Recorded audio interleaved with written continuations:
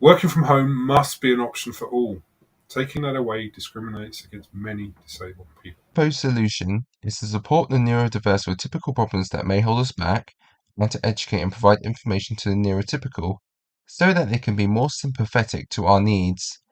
If they can better understand our issues, they can be more forthcoming to helping and supporting us into becoming more involved and integrated into society. Understanding neurodiversity is a social problem that we all have a duty to address, and we shouldn't leave that problem to the people least equipped to address it. This is an inherently upside-down reality in the world today. New inclusive hiring efforts are great, but please do not forget, we are already here. So what I would recommend is building out informal networks and ERGs to provide your neurodivergent employees with the psychological safe space to openly express themselves, to come together and exchange ideas and experiences. Please do find ways to communicate together. Let's start building a better tomorrow together. What we need, I think, is normalize the aspect of autistic people in the workplace, having, more panels like this, higher visibility to autistic people, being seen and heard, and to show that it's completely normal to have autistic people in the workplace, and autistic people belong in the workplace and are great contributors. It will be much easier to avoid this misunderstanding. So I think even making standard for employees within the workplace to go through some sort of diversity training would be beneficial to help set the tone for inclusive environments, be implemented in a way where it's like infused into the roots of the organization and just taken seriously. It's extremely important for people like at the top of the organization to lead by example and set clear expectations of all employees. I think conscious efforts, because we're so passionate, I think it's so important for managers to make conscious efforts to prevent burnout. My manager, and she sometimes even has to be firm with me to not overwork and maintain my productivity rate as a result. So therefore, setting clear boundaries of what our expectations and our demands are can be very helpful. And so when employers do their best to create an entire culture of supporting all of their employees and their differing strengths and needs, and they're creative about removing those barriers for everybody, it creates an environment where autistic employees can thrive without having to single themselves out as being disabled. And by allowing autistic employees to receive that support using those same channels of communication that every other employee is using to get what they need, I think it allows for that really true inclusion, not some separate process that we have to go through just to get what we need to be productive in the workplace. The most important thing in this, I feel, is that neurotypical people need training for how to work with neurodivergent people. Including a primer on what the innate autistic social skills are, not expecting eye contact, interpreting questions directly and not thinking they're rude because they're coming from an autistic person, expecting neutral tones and a neutral face, and ask them about their feelings. If it's important, so if it's important what they feel about something, to accept that maybe they don't know right now, because that's the alexithymia kicking in, and they could tell you later.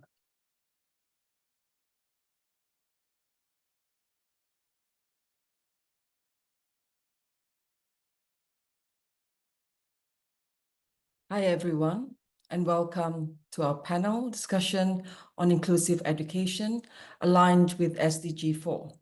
I'm Hazlin Ahmad, your moderator for today's 40-minute session. We have a distinguished panel of experts who will share their insights and experiences on exploring inclusive strategies for autistic students in schools, universities, and other educational establishments.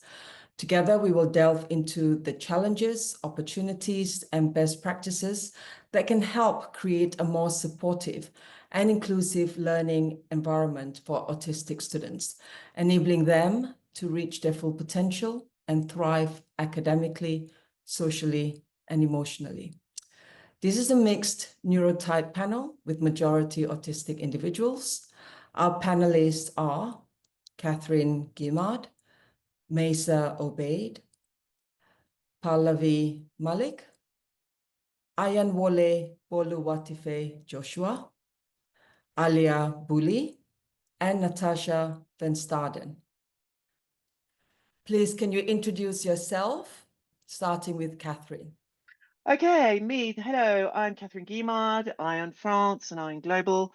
I am French, raised in England. My interest with autism is that I have 4 neurominority children. Found out later on in life I was too, at over 50. I founded ION at its start in 2021, October, and 1 month later I founded ION France.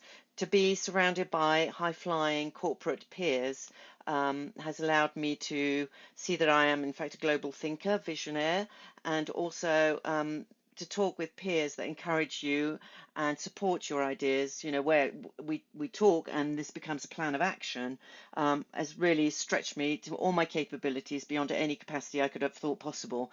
I advocate for this now because I want my children to know what that feels like. Thank you.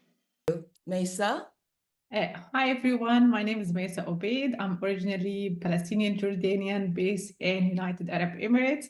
My interest in autism and sensory environment. Thank you everyone. Thank you. Next, we'll have Pallavi. Hi everyone, this is Pallavi here. I'm originally from India but based in UAE for almost 10 years now. My interest in autism lies because I've been in special education and have been working with children for almost 10 years now, and that's how I advocate for autism. Thank you. Thank you. Joshua, you're next. Okay.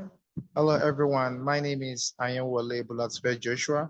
I am from Nigeria. I'm a neurodiversity advocate, and the reason why I have fly for people with autism is because I have a lot of them over in Africa, and also I study special education, so I have to deal with a lot of people like that. Thank you. Thank you very much. Alia, would you like to introduce yourself? Thank you. My name is Alia Booley and I'm representing ION South Africa. I'm from South Africa, and my interest in autism is that I'm a late diagnosed autistic mother to 2 autistic sons. I'm glad to say that they are thriving at this moment, but I do believe it comes at a great cost that I don't think any family should have to be. I believe that inclusivity is needed in our society, and that we should do everything that we can to remove barriers. Thank you. Absolutely. Thank you so much. Natasha, would you like to now introduce yourself? Thank you, Haslin. Hi, everybody. I am Natasha van Staden. I am representing ION South Africa. My interest regarding autism is that I have friends, and my closest relative, my sister, my niece is autistic. And I do believe that every single child needs the opportunity to have a better schooling and educational opportunities. Thank you very much. So we shall move on to the question. The first question for this panel is for Catherine. What does a truly inclusive education system look like for autistic students? And how can we move closer to that goal?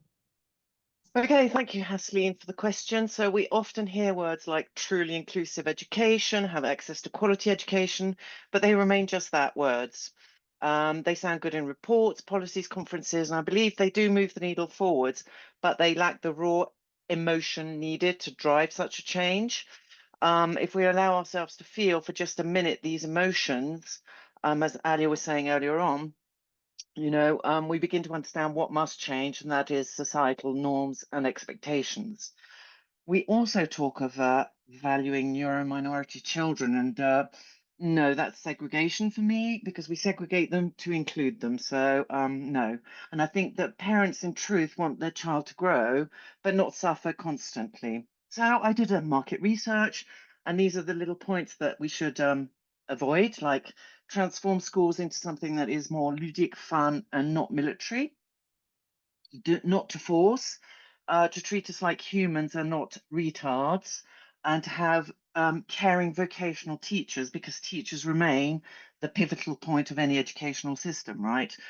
So my solutions is a project-based system where you have one project with lots of subjects included in it. So for example, and we can start this at kindergarten, is like we'll build a pond for the ducks. So when we're building the pond, right, we're using math, then geology for the earth, then what are the earthworms, so all this biology, and we can build on this as time goes on, right? Get deeper and deeper into chemistry and physics, etc.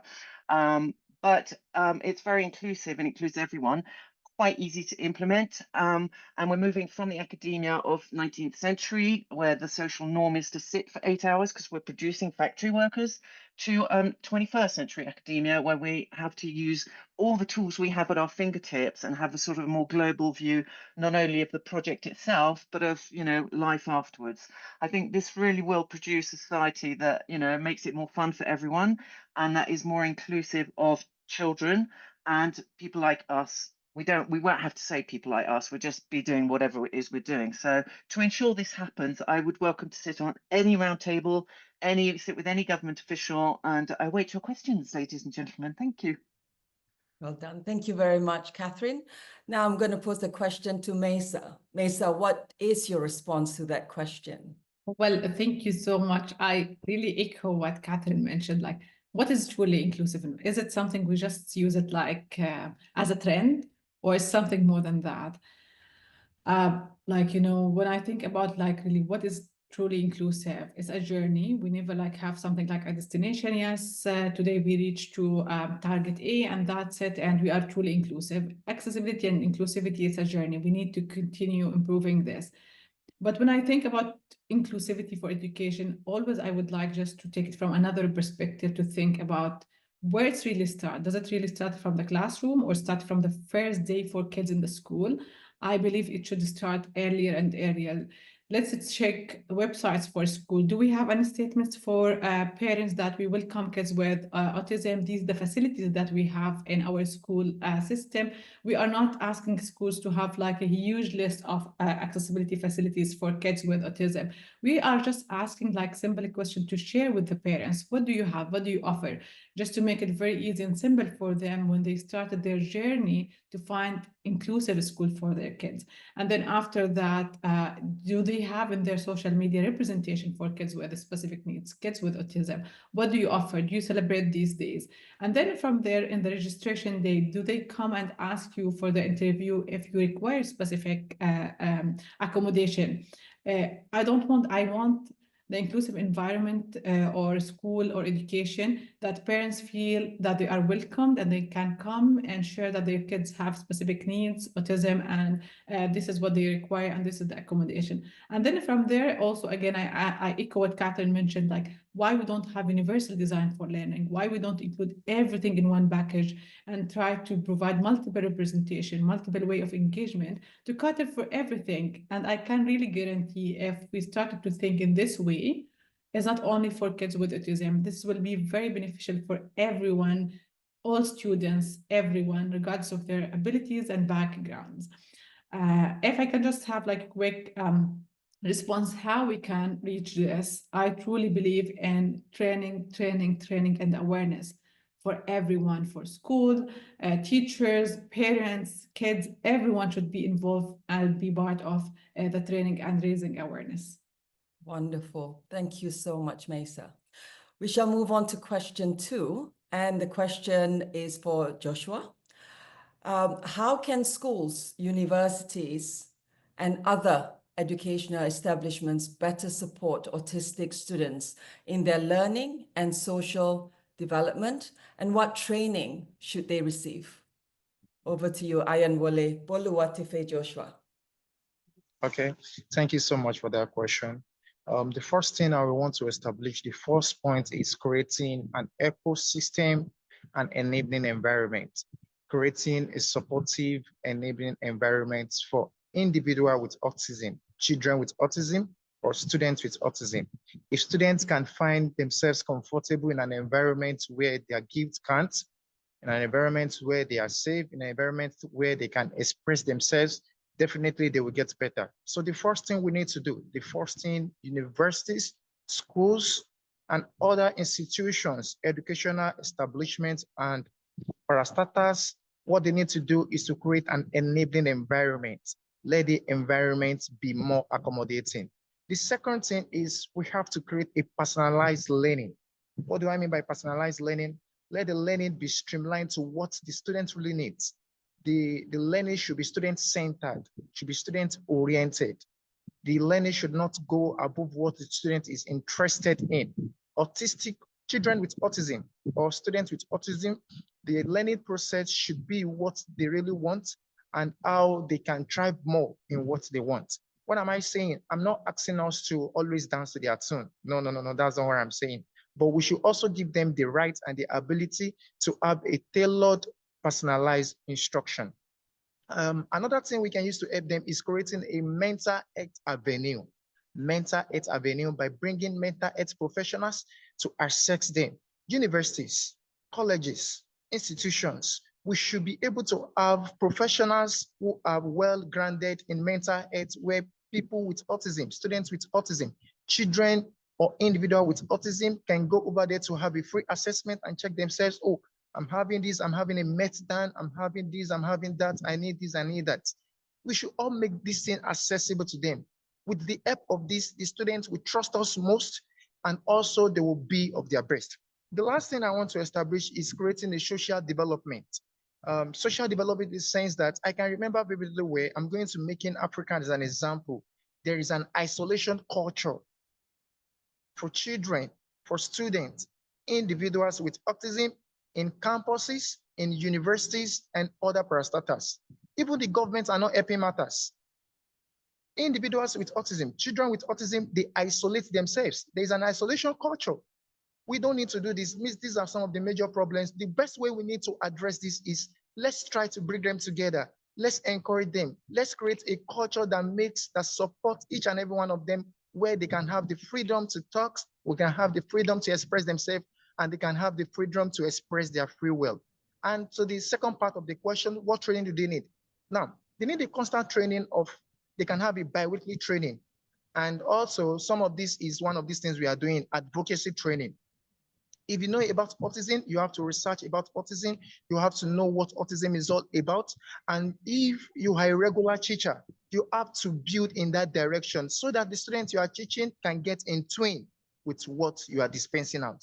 In summary, government, students, parastatals, educational institutions, and all other stakeholders that are involved, they should please provide necessary environment, personalized learning that will support individuals with autism. Thank you. Thank you. Thank you so much. Pallavi, do you have a response to this question?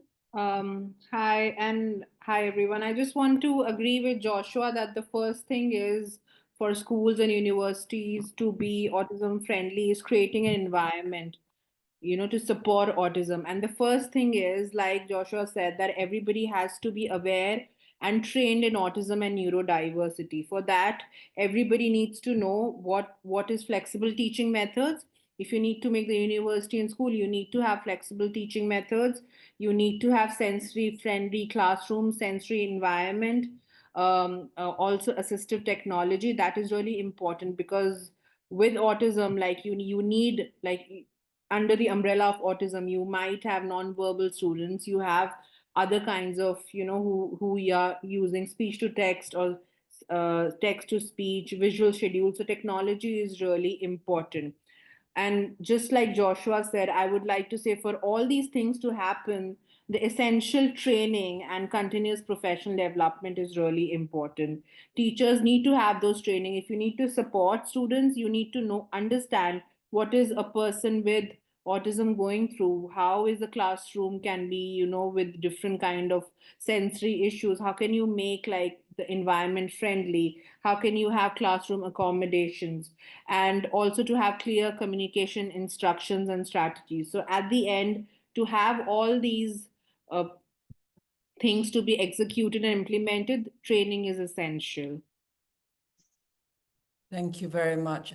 You've touched on the next part, actually, the question 3, and maybe you would like to add more to that in terms of what role do teachers and educators play in fostering an inclusive classroom, and what training should they receive? If you haven't discussed that already, please add on to that.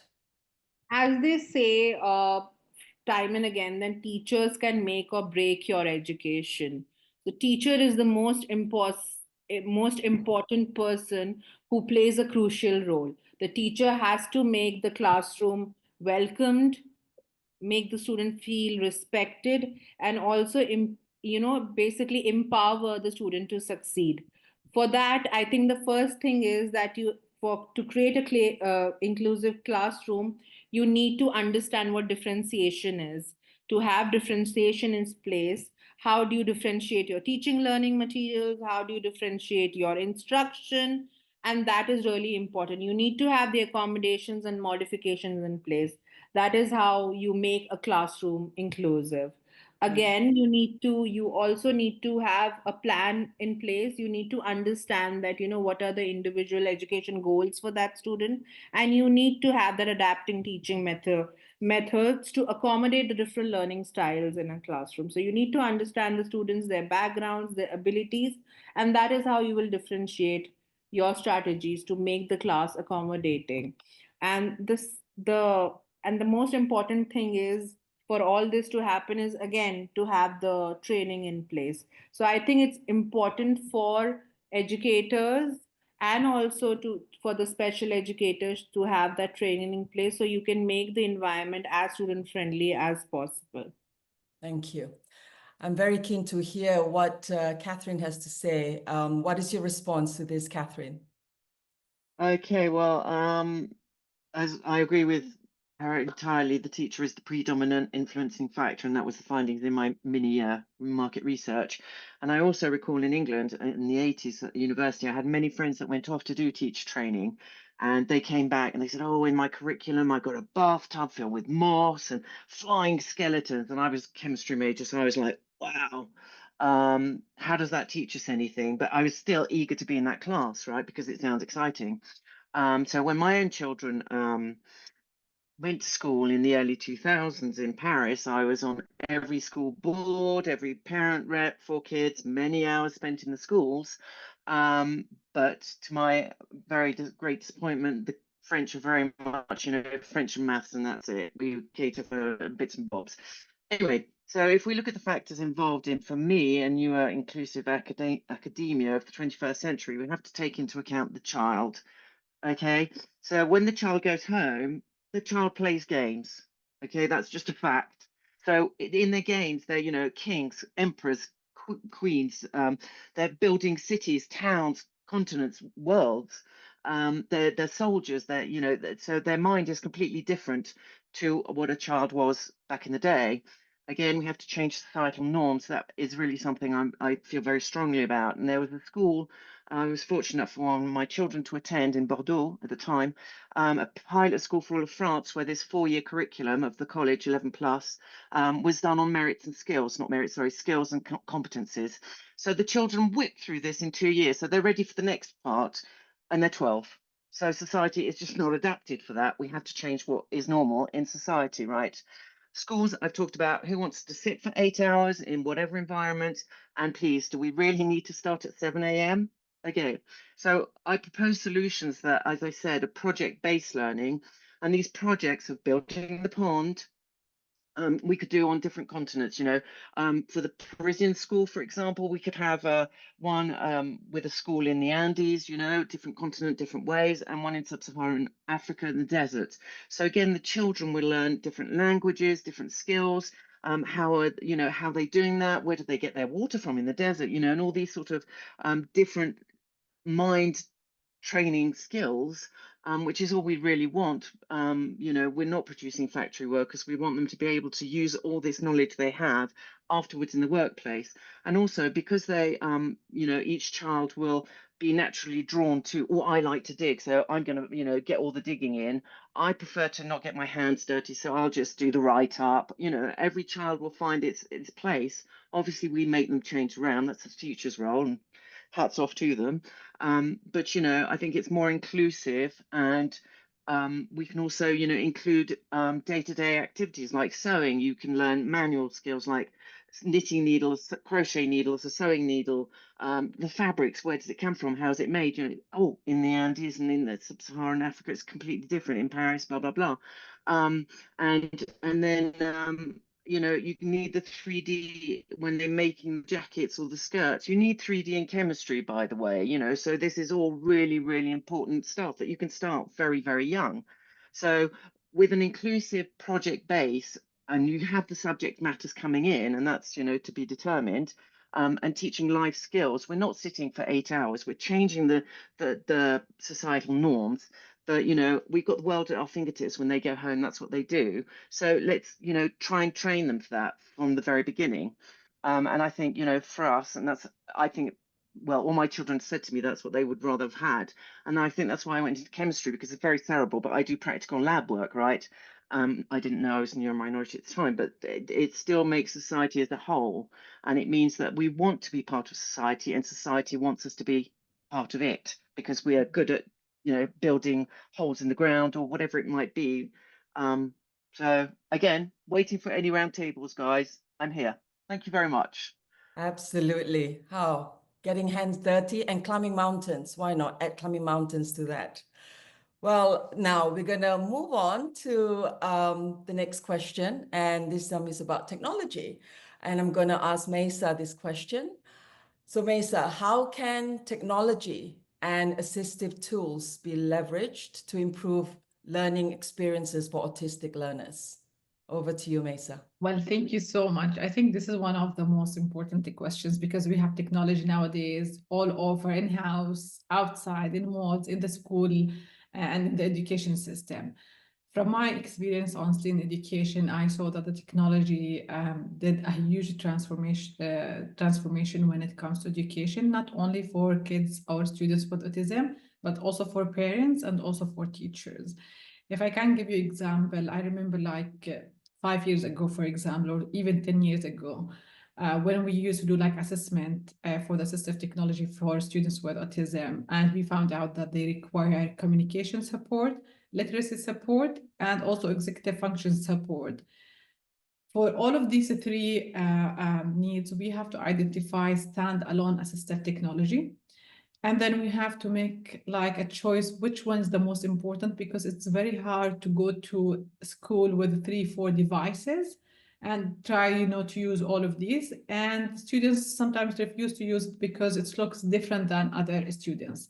However, nowadays with the technology, and the most importantly with the built-in environment and accessibility features that comes as a standard in most of devices, operating systems, it makes it much easier for students and teacher and also the parents. For students, they can use multiple assistive technology in one device, and it's the same device. Also, they use it to access education and access their course materials. For teachers, it's very easy, because they don't need to learn about a new small device or assistive technology. It's the same laptop, but I need just to adjust a few accessibility features, or even I just Google it and find how I can change it. For parents, I don't need to buy a lot of devices, financial, you know, challenge. At the same time, also, again, it's very easy. Let me also give you an example about these built accessibility features. We have the immersive reader in Microsoft. This is like a free tool, comes in all of Microsoft native apps. Immersive reader, it's a change for you the size and text spacing and letter spacing. You can change the background color and the size of and the type of the font. You can also put screen masking, and then the students with autism, they can focus on specific line or specific paragraph to focus. It has also picture dictionary. So if the student used to use communication board just to understand like text and picture, it will immediately show him the difference. Also, it can translate. So imagine this is like something free. You can use it exactly with the same device like other students. You have lots of options of speech to text, text to speech free for you. You can use it on your phone, your device, your laptop. We have a very nice also features, guided access in Apple devices. Like if the student get distracted while using different apps, because sometimes also technology could be a distraction for students, specifically with kids with autism. So this is guided access. You can just, as a teacher, just put like time, and the students need to finish the task, and then after that he would be able to use different functions or different apps within the device itself. So the technology really plays important role to support and help them to get access to different assistive technology features for free. And parents, everyone's very easy for them to use it and to access it. Having said that, it's very important to know and to have a plan when we introduce this technology. We don't want also to add extra assistive technology or extra features that plays as a distraction more than as something to support the student. And this is where it goes again to what also Joshua said, personalized learning in experience, teacher training, parents training. It's very important to bring things in a specific tailored approach. Is not just to say, okay, we have technology, you have text to speech and use it. And I can tell you from my experience in the past 10 years, when I started to introduce text to speech or speech to text, it's not a success like from the first session. You have to plan a very tailored approach and try to use like a step by step. And I can tell you, if you use this, like within like 1 month, 2 months, you will start to see the student, he is excel in using these assistive technology, and he can show you the power of these technologies. Thank you, Mesa. So it's not one size fits all, isn't it? You don't want to leave anyone behind, but at the same time, it needs to be personalized to the actual needs. So I think Alia will have something to say about this. Alia Buli, what is your response to the question? Thank you. Absolutely. I love what Mesa was saying about all of the technology that is out there. And I absolutely agree that technology can assist us. For myself personally, and for other students, being a student myself, I've used these technologies within my research and my thesis that I'm writing. So text to speech, absolutely, that works. And Microsoft is now coming up with all these applications. We don't need a separate application for ChatGPT, because now I'm in the process of also working with Copilot to see what are the differences, and it's absolutely amazing. It does really take away the time, because for those learners that do have a challenge with time. So for myself, my challenge is organizing myself. My challenge is time, So if I can use technology to cut away the time in delivering a task, then why aren't we making these tools accessible to autistic learners? But then also, what Mesa was saying, we need to have a structured approach, because not everyone is the same.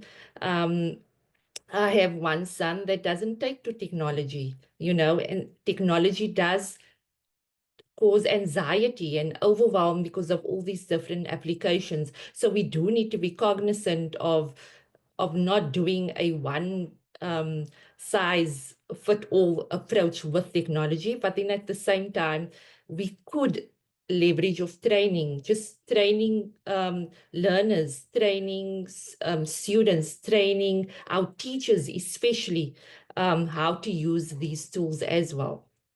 Thank you. Thank you very much. Natasha Van Staden, we haven't forgotten you. We're leaving this question for you now. So we're off to question number 5. What are some effective mental health support strategies for autistic individuals, particularly in managing stress, overwhelm, and anxiety? A very important question. Natasha, we're excited to hear your answer. No pressure. So for me, I think that every single person is completely different, and you need a personalized approach when you actually give them advice or tools to regulate themselves. We need to move from implement the shift from fixing to empowering an individual. And I just have a couple of points that I want to highlight in terms of regulating yourself as an autistic person. It's the number one is sensory regulation. If you know that your child or the teacher knows that a child is sensitive to sound, recommend noise cancelling headphones. Create an environment whereby you're limiting the noise levels within the class environment. The other one is emotional regulation. When my niece had a meltdown at the school, they said to her, just phone her mother so that we don't want to deal with this because it's not our problem. So post that event, post that meltdown, we actually taught her how to do some breathing exercises, because that's the one thing that we all can do. We know how to breathe, but we just don't know how effectively to breathe.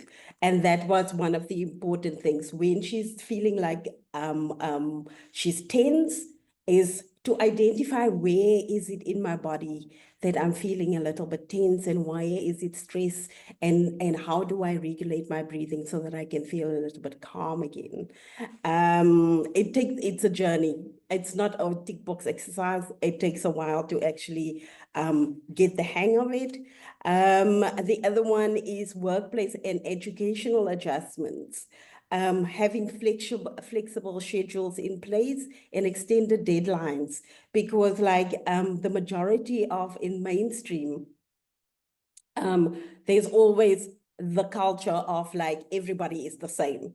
When we go into university, when we go into schools, we're all the same, we're being dealt with the same, but we're actually very much an individual on our own, and we all process information completely differently. So it's important that schools and workplaces actually have mentors in place to improve an individual's well-being, especially an autistic individual. And the other one is around predictability and having routine and consistency. Don't inform them an hour before the time that something has changed.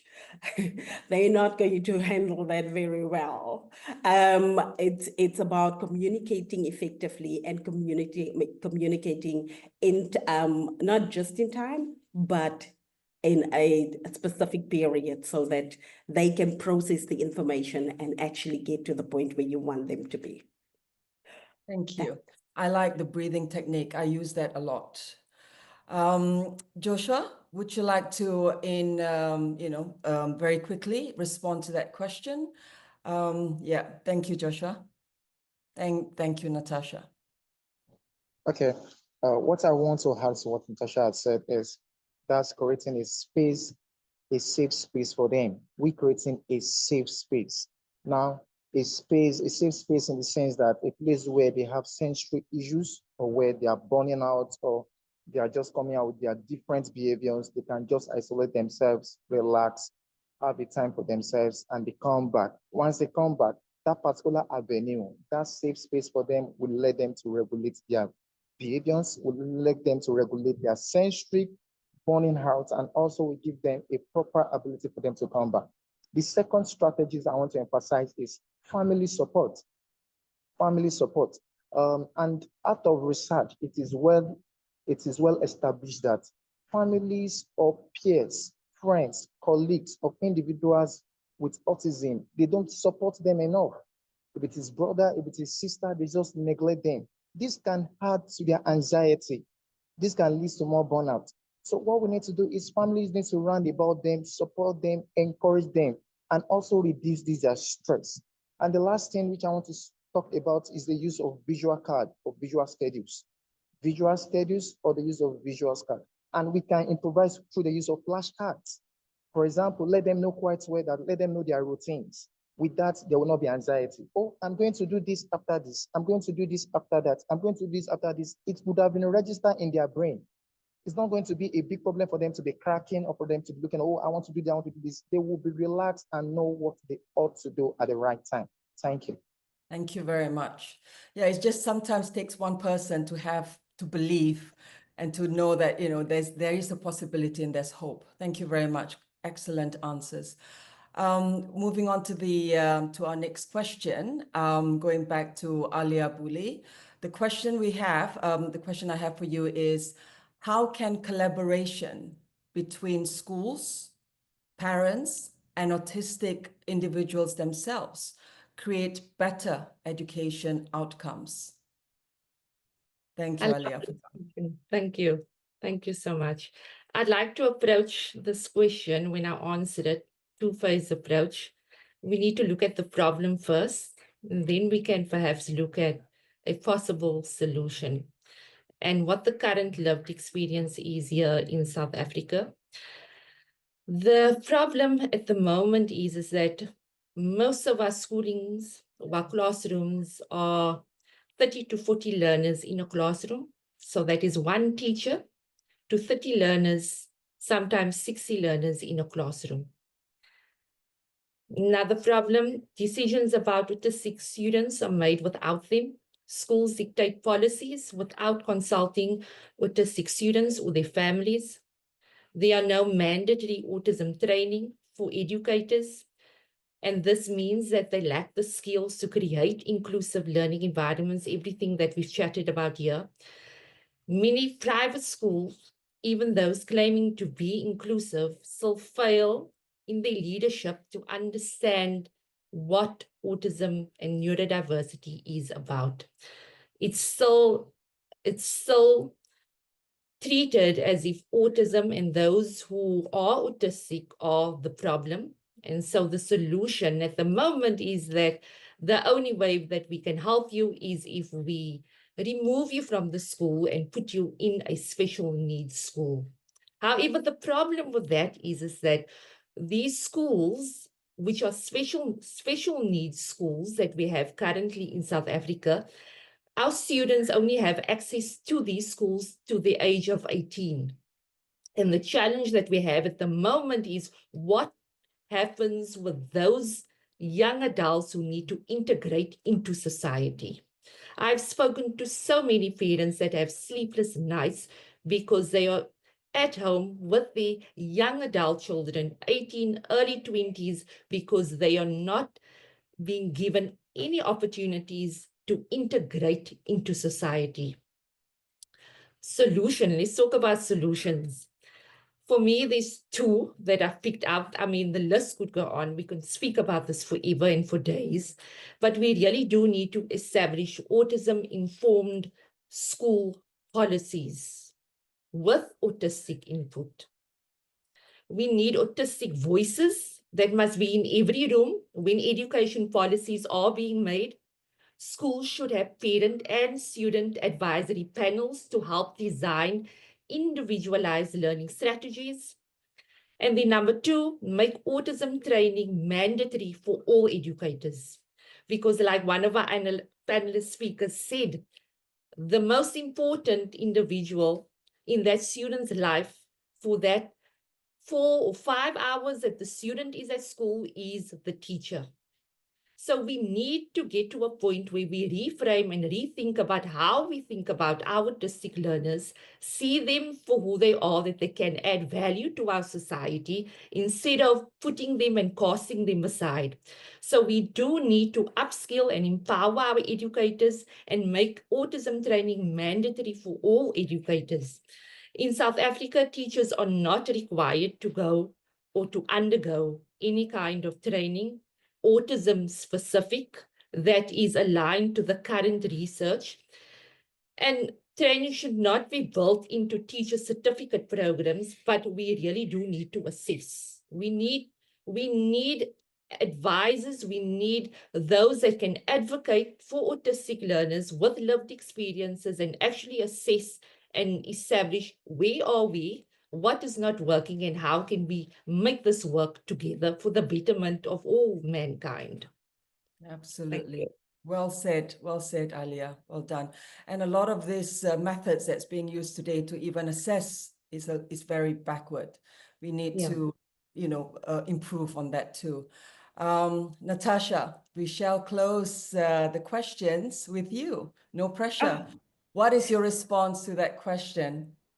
I think Alia has covered most of the important points that from a South African perspective. The one thing that I just want to add to it is that there needs to be a level of awareness and amongst our communities, amongst the teachers, and also at a policy level. Because the narrative in South Africa is still that we don't have autistic children. We have naughty children. That's what we got. We have disobedient children. That's what we've got. And I think if you don't have the financial means, or you don't have the knowledge in terms of what autism really means for your child, and you can't see, you can see the differences how your child during his development age or her development age, you are never going to know. You're just going to push it aside. And then from a perspective of engagement, I think there needs to be regular communication between educators and the family, parents, because there's always that breakdown in communication, right? So there needs to be a two-way communication and keeping each other up to date on a regular basis. And then there needs to be that community support networks. Because within a community, if you have a network of people that you know is going through the same thing, because otherwise you feel all by yourself, like in an island, I'm the only person who's experiencing this problem. But like if you've got a community around you, I think that will actually just create a different narrative within the community, and that will spread obviously across the country and across our continent, if I don't put it that way. And then the last thing that I want to highlight is what I've picked up is that we don't have transitioning plans in place for our kids. And that can be neurominority or neurodiverse children, is transitioning from primary to high school, transitioning from high school to higher education. So it's like we don't give our children the actual tools to actually transition through those processes, and also from universities to in the workplace. And that's where the struggle actually happens, because like it's a little bit messy when we're going through transitions, and it makes it so much more complicated if you are feel like you have you're not the normal child, and you've got other challenges that you're facing.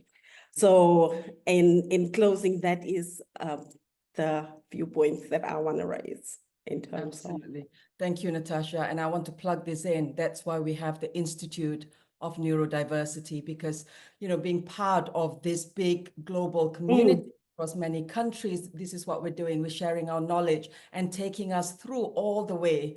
We don't, look at gender or age or, it's everyone. We are neurominorities coming together to make this world a better place. Thank you so much, Natasha, for ending this panel so well. But before we go, I would love to hear one solution, just one solution that you would propose to improve the lives of autistic people. Shall we start with Catherine Guimard? One solution, and very one quick. solution. I still maintain the project, because then we don't have half of what these brilliant people have been talking about that are on the actual ground doing this. And I think we need to talk to G7 and move it up a notch, because we have to be present at the table. Thank you. And Mesa, you're in the right place, Right, Country, what would you have in terms of the solution you propose? Well, thank you so much. I think sensory environment and to build a standard for sensory environment in schools, attraction, airports, wherever we are visiting, is the sensory environment to start to think about it and consider it. Thank you. And Pallavi, you work in schools. What is your solution from you for the school? Like I always say that schools and universities are all protective environment. The world out there is not protective. It's harsh out there. So it's really important to teach those transition skills to students when they go out in the world. That is really important to prepare them with the right skills, life skills, functional skills for the adulthood and the world outside, because world out there is punishing, it's not protective. So we need to have those skills inbuilt in the students when they go out there. Yeah. And moving forward to Nigeria, Joshua, what is your one solution for this world for autistic people? Okay, entrepreneurial center should be built across different institutions because most children or students with autism, they are very artistic. Some of them are artistic, some of them are very gifted in the music and different. So I will support that entrepreneurial center should be built across different parastatals. And with that, we can remove the isolation culture. Thank you. Thank you. Alia? I'm going to take a bit of a philosophical approach here, since that I'm from South Africa. Nelson Mandela, our hero, he fought that every child has access to education. Today, 30 years later, we have children in classrooms, but it's not enough. I think that we need to meet children where they are. It's not enough that education is just accessible. It needs to be equitable. And so we need to if there's one thing that I could change and one solution that is actionable, is making sure that autistic voices are in the rooms when decisions are being made that impact our learners. Thank you. That's really powerful. Getting the voice out. Natasha, we shall end with you again. I think that upskilling our educators, because as Pallavi said, yes, Pallavi, as she said, it's basically a teacher changes your life.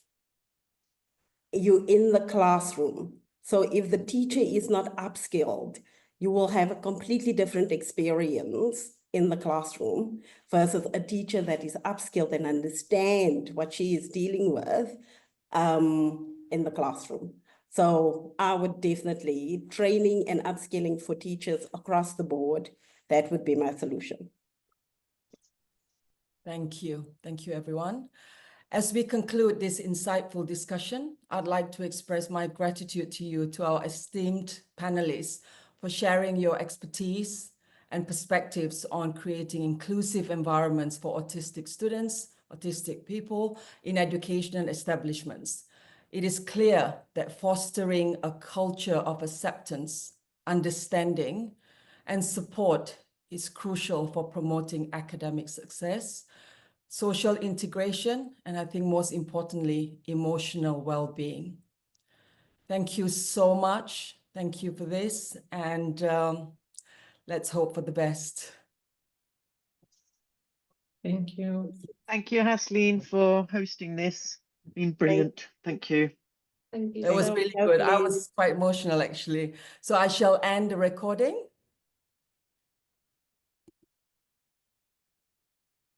And we shall end the meeting for everyone. Yeah?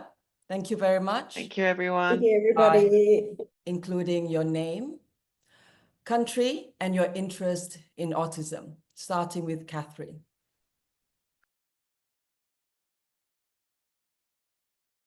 Hi, everyone, and welcome to this panel on workplace inclusion and SDG 8, part of the United Nations World Autism Awareness Day 2025. A very warm welcome to you all. And I know you're joining from different time zones, so thank you for that. I'm Ipchita Sen. I'm a steering committee member of ION India, and I'm also a co-founder at Neuropower. And I'm honored today to be moderating this discussion on how we can build truly inclusive workplaces that empower every talent equally. We know that 1 in 5 people worldwide are neurominorities, representing a range of cognitive and thinking styles. Our panel today reflects that diversity, bringing together voices from across the neurodiversity spectrum.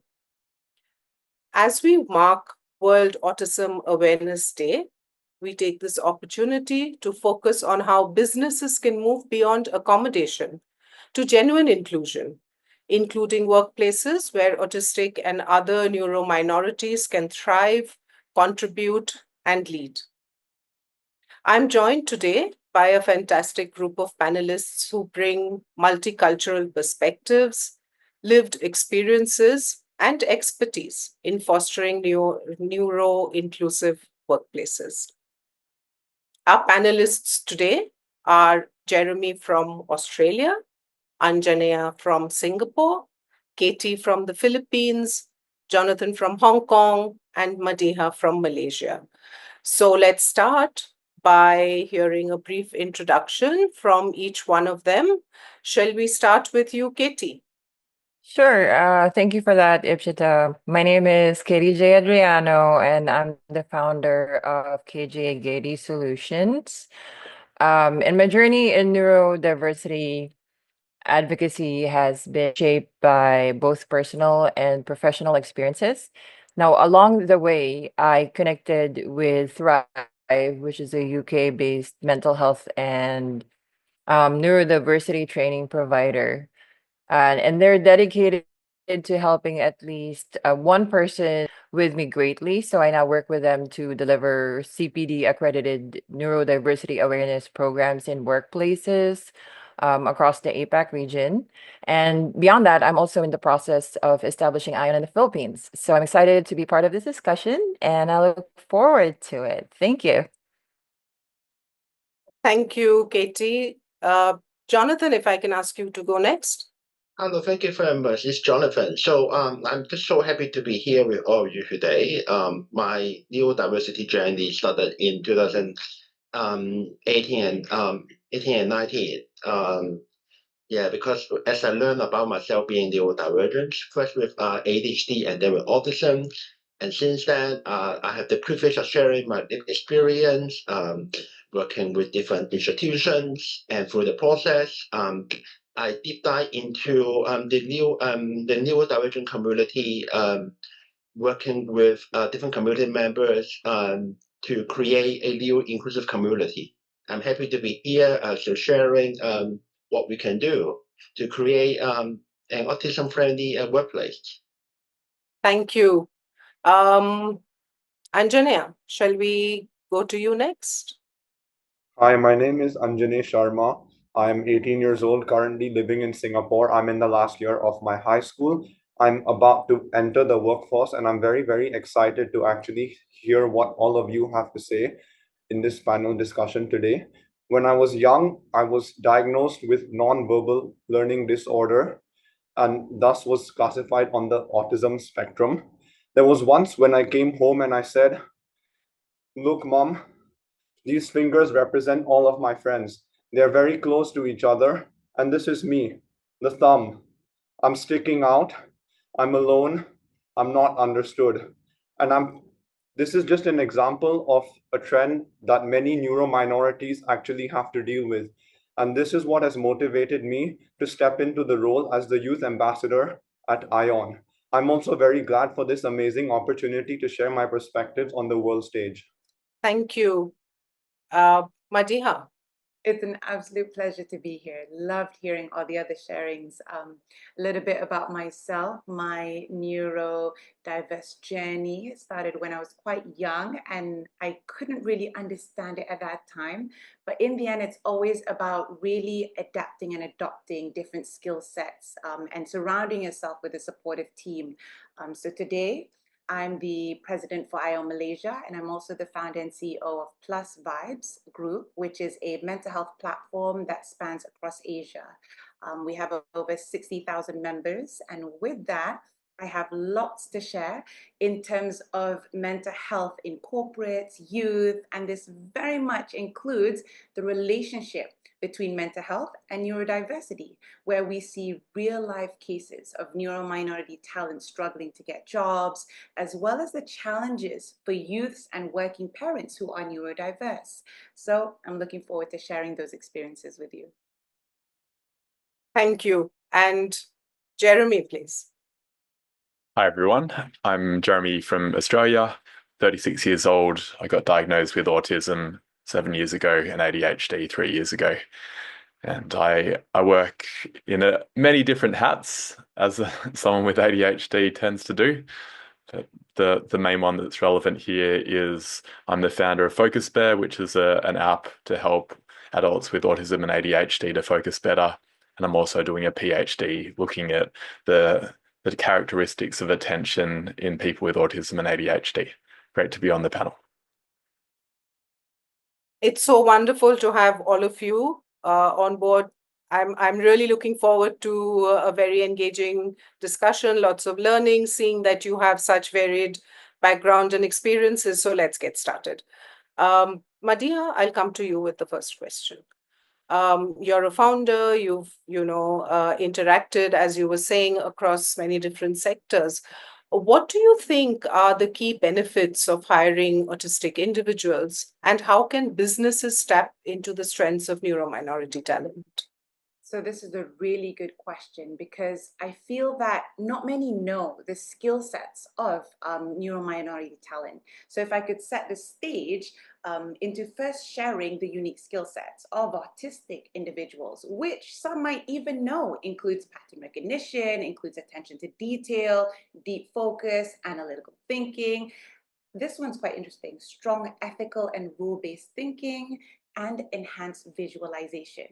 Now, keep those skill sets. There are many others, but keep those skill sets in mind. And with these skills, you can already see how businesses can benefit from the strengths of neurominority talent. What we've seen today is that autistic employees excel in structured, detail-oriented tasks, and they have exceptional memory, creativity, and analytical thinking. And if I could share two examples, one would be SAP's program, the Autistic Work-Based Program, and another one is Ultranauts, where the entire company is 100% neurodivergent. And the reason being is because they acknowledge the unique strengths of four that can benefit software testing, data analysis, cybersecurity, which are all very much attention to detail and highly ethical and rule-based thinking tasks. So the key benefits you can see there, if we're looking for certain skill sets, if we're looking for certain industries, for example, those are the talents that you should tap into. And how to tap into these talents? The first, maybe perhaps companies are not even sure or not even aware on how or where to source for these talents. What we have seen companies do is access NGOs. There are many NGOs supporting neurominority talent, and that's the first step. The second would be to offer different types of interview sessions that benefit neurominority talent. And we'll move on to that, as I know that is the next few couple of questions. So those are my thoughts. Jeremy, you're a founder too, and as you said, you wear many different hats. If I can come to you with the same question, things that you want to add? Yeah, I'd love to. Great to hear those examples that Madiha gave. I think as well as that, it's important to think about the quote from Dr. Stephen Shaw that when you've met one autistic person, you've met one autistic person. So it's a bit hard to say that everyone is going to have all of these strengths, but that's the idea of the neurodiversity paradigm, that the benefit of engaging people with autism and other types of neurodivergence is that you get access to a different type of thinking than you would find in other parts of the neurodiversity spectrum. And it's important to have all types in there because we've got complex problems and they aren't easy to solve, and they're much harder to solve if we have groupthink. So the other strength I'm going to add that was kind of touched on in terms of the rule-based and ethics is a willingness to call out when the emperor is not wearing clothes, to say when the company is doing things that don't make sense, when other people might be afraid to do that. And I think that's really valuable from a whistleblower perspective and then from an innovation perspective. And just quickly, in terms of tapping into that talent, we're going to talk about recruiting practices, but I think it's important to recognize that they're already there in your workplace, but they might just be scared to actually speak up. I definitely felt that way in my earlier career. I was afraid I'd get fired if I was transparent about my neurodivergence. And I'm really glad that my current employer is able to let me actually disclose that and be part of a community within the workplace. I think you make a very important point about, both sides of both parties need to be brave, and it certainly needs courage and determination to make that change. I'll ask Katie. Katie, you work with a lot of organizations. I know you work in many different geographies. So maybe some perspectives that you want to add. They captured it perfectly, like Jeremy and Madiha has mentioned. Some of it's very important to stress that it's just some of the. And for me personally, what I'm trying to do is not really put people into buckets, just like what Jeremy said. If you've met one autistic person, you've just met one autistic person. So when we do this training, we normally refer to like a DJ mixing desk. So some of our knobs are calibrated differently, and it doesn't necessarily mean that just because we have the same, setup for mixing our music, that they all have to be calibrated in the same way. So some might be turned up. So let's say for, memory, I have issues with my working memory and my short-term memory. So the blanket statement of that autistic individuals have excellent memory would be detrimental to me, because I do have issues with my memory. So I'm really glad that Jeremy brought that up. And just remember that every single person has a different calibration when it comes to the strengths that we have and what we bring to the workplace. And that very nicely brings me into my next question, which I'm going to address to Jonathan. Talking about putting people in buckets or some of these other very traditional structures and methods of workplaces. What barriers do you think autistic individuals face in traditional workplaces? And how can organizations create more inclusive environments? First for this, so I believe that one of the challenges is let's start with the recruitment process. So, for example, let's say you are autistic and then you apply for a job, and then and then you get assisted. Yes, you want to hire someone to help you to solve issues, so you focus on the skills. But why do you care so much about facial expressions, the capability to socialize? Yeah, and then if you if you believe that the capability to engage clients well is crucial, then why not include this on the job description? So the first challenge, the first one is you need to make the scope, you need to make the um assessment requirements very, very clear, because quite often in general there can be challenges for the neurodivergent to understand hidden social rules. And then the and then the second is I would rather say to create an inclusive environment, organizations need to be clear over what they can provide to create a real inclusive workforce.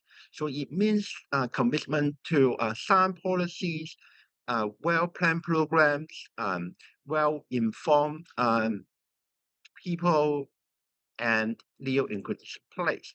Then it means regular stakeholder engagement.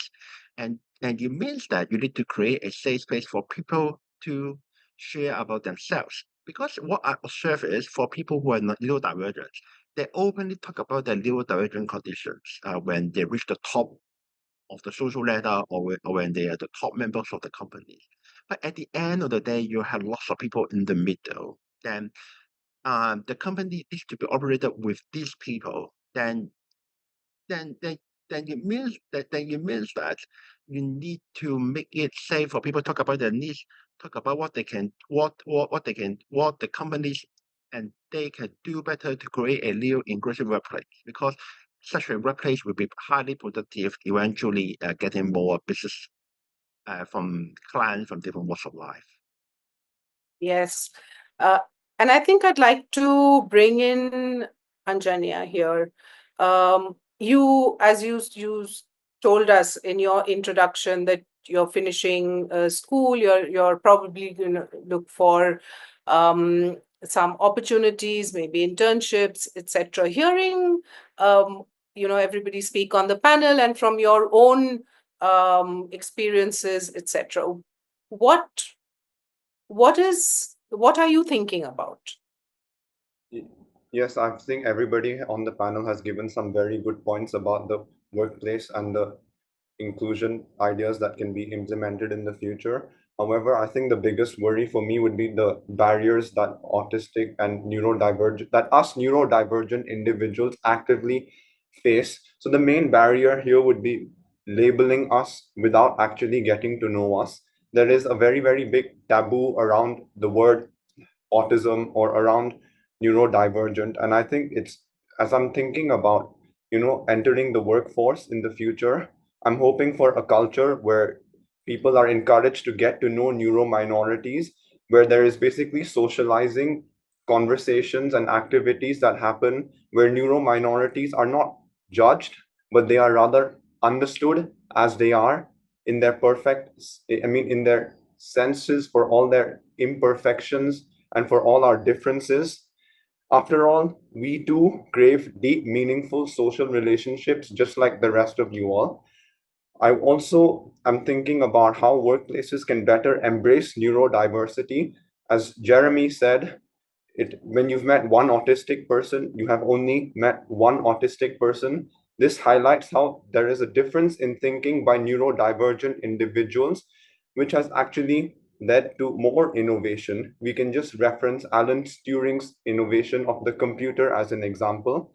I would also like to highlight that workplaces should consider adopting the mindset that diversity in neurodivergence is not equal to a disability at all.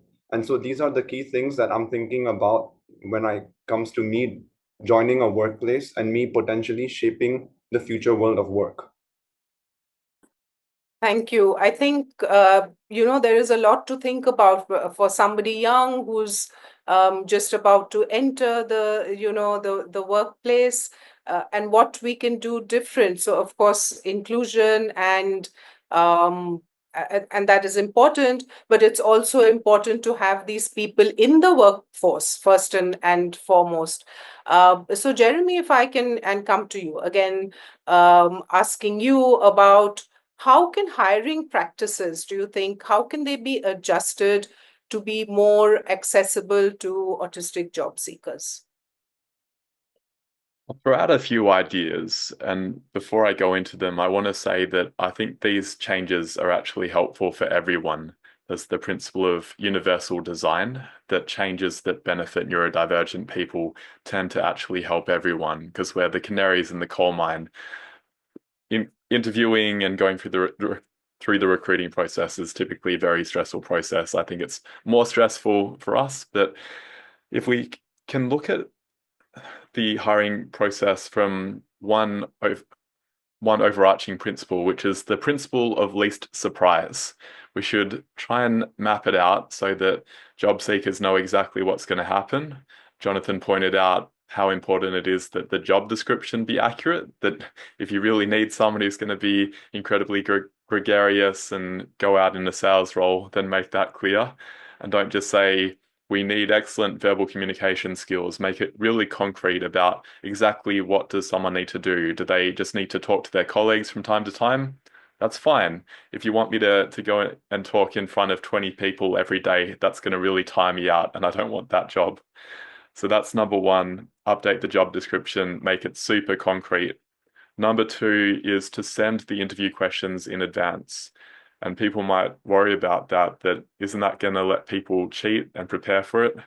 But that's kind of the point, that if you want to hire someone who's really good at impromptu speaking, then hire a stand-up comedian. If you want someone who's going to be a good programmer or a chef or something like that, I don't think impromptu speaking skills are what differentiates them as a candidate. So if you let them know what they're going to be asked in advance, they can prepare, they can come up with some good answers, and you can still ask them drill down questions afterwards. And the final point I'll suggest is underemphasize the interview process and instead look at ways that you can assess someone's competencies through work trials and skills demos. I think that's a far better way of assessing someone's competency. And that's what I do when I'm hiring people for my company. You make some really important points, Jeremy, there. I think any of us who have been in the corporate workspace, we know the cookie cutter, cut and paste job description that goes out. So yeah, absolutely. That's really, really important. And Madiha, can I ask you, you mentioned earlier on that you have some thoughts about this. So over to you. Definitely. Just like Jeremy mentioned, I seem to feel like the reason companies don't hire autistic individuals is because the current interview structure, if I may say so, is not very kind to neurominority talent. And the reason being is because, it's very impromptu. It's very, I would say, tense. And what we've done here is that we do have therapists, specialists who are certified in as a counselor, as a psychologist, as a psychiatrist, but we give them task-based assessments. So yes, they do come for a physical interview session, and that's where they share that they are either autistic or they are a neurominority talent. And that's where we're like, okay, but what are your skills? You're certified, right? Okay, that means you can provide the services. Okay, let's give you a session to do it. And some of the sessions are chat-based, so virtual therapy.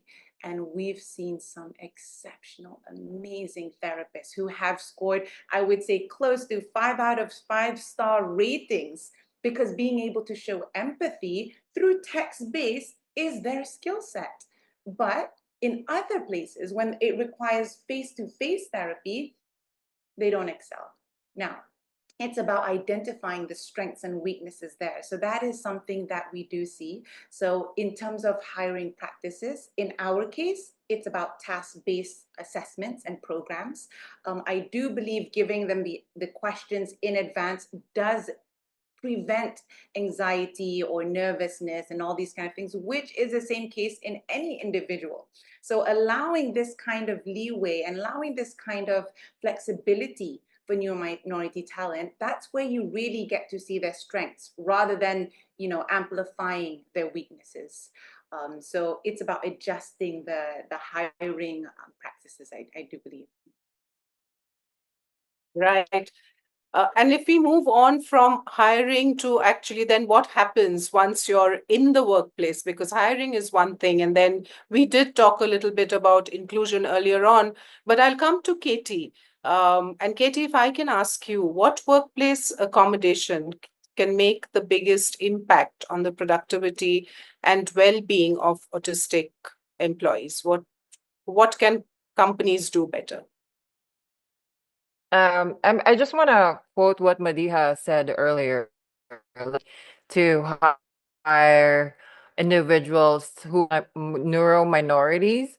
Most of the time, people think that it has to be something that requires a lot of money. But most of the time, actually, at this point in time, there may be neuro minorities in the workforce that are already there. They're just not aware of it. So for me, like the most full accommodations are often low cost yet highly effective. So having a supportive leadership and mentorship, a neurodiversity aware management style that offers, structured support. If the company is able to get a workplace need assessor to give them recommendations on what a neuro minority individual in the workforce would need, and then the leader and works with the individual with regard to opportunities. I've experienced before where we have people forcing people to get a promotion but never really ask the person, do you want to a people leading position, and they get forced to be into this role of a manager just because of their performance without asking the person, is that something that you want? I've been in organizations like that before, and it was really difficult to manage because right after that's been done, I ended up leaving because I didn't want that. You didn't talk to me. I know higher pay, but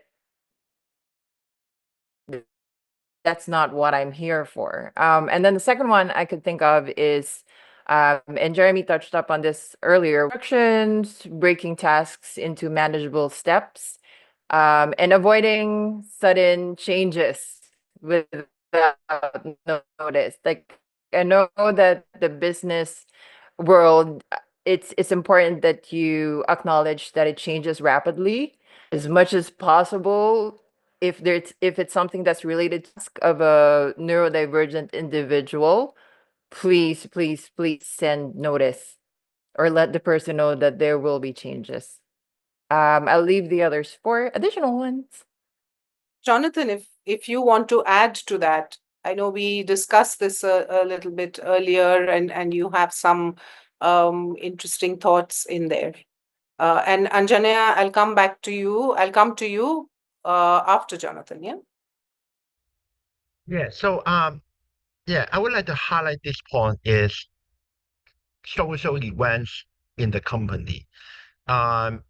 When I work for another organizations, and then upon disclosing my neurodivergent conditions, I met with the medical board, and literally I will assess my readiness, my mental fitness to work, and then what recommendation could be provided to me. And then one of the recommendations was, don't make me feel obligated to join any social events in the organizations. And then and then there was the Lunar New Year banquet, and then I decided to join. Uh, and and then I told people that I enjoy food, and I enjoy eating different dishes. And then it got me thinking that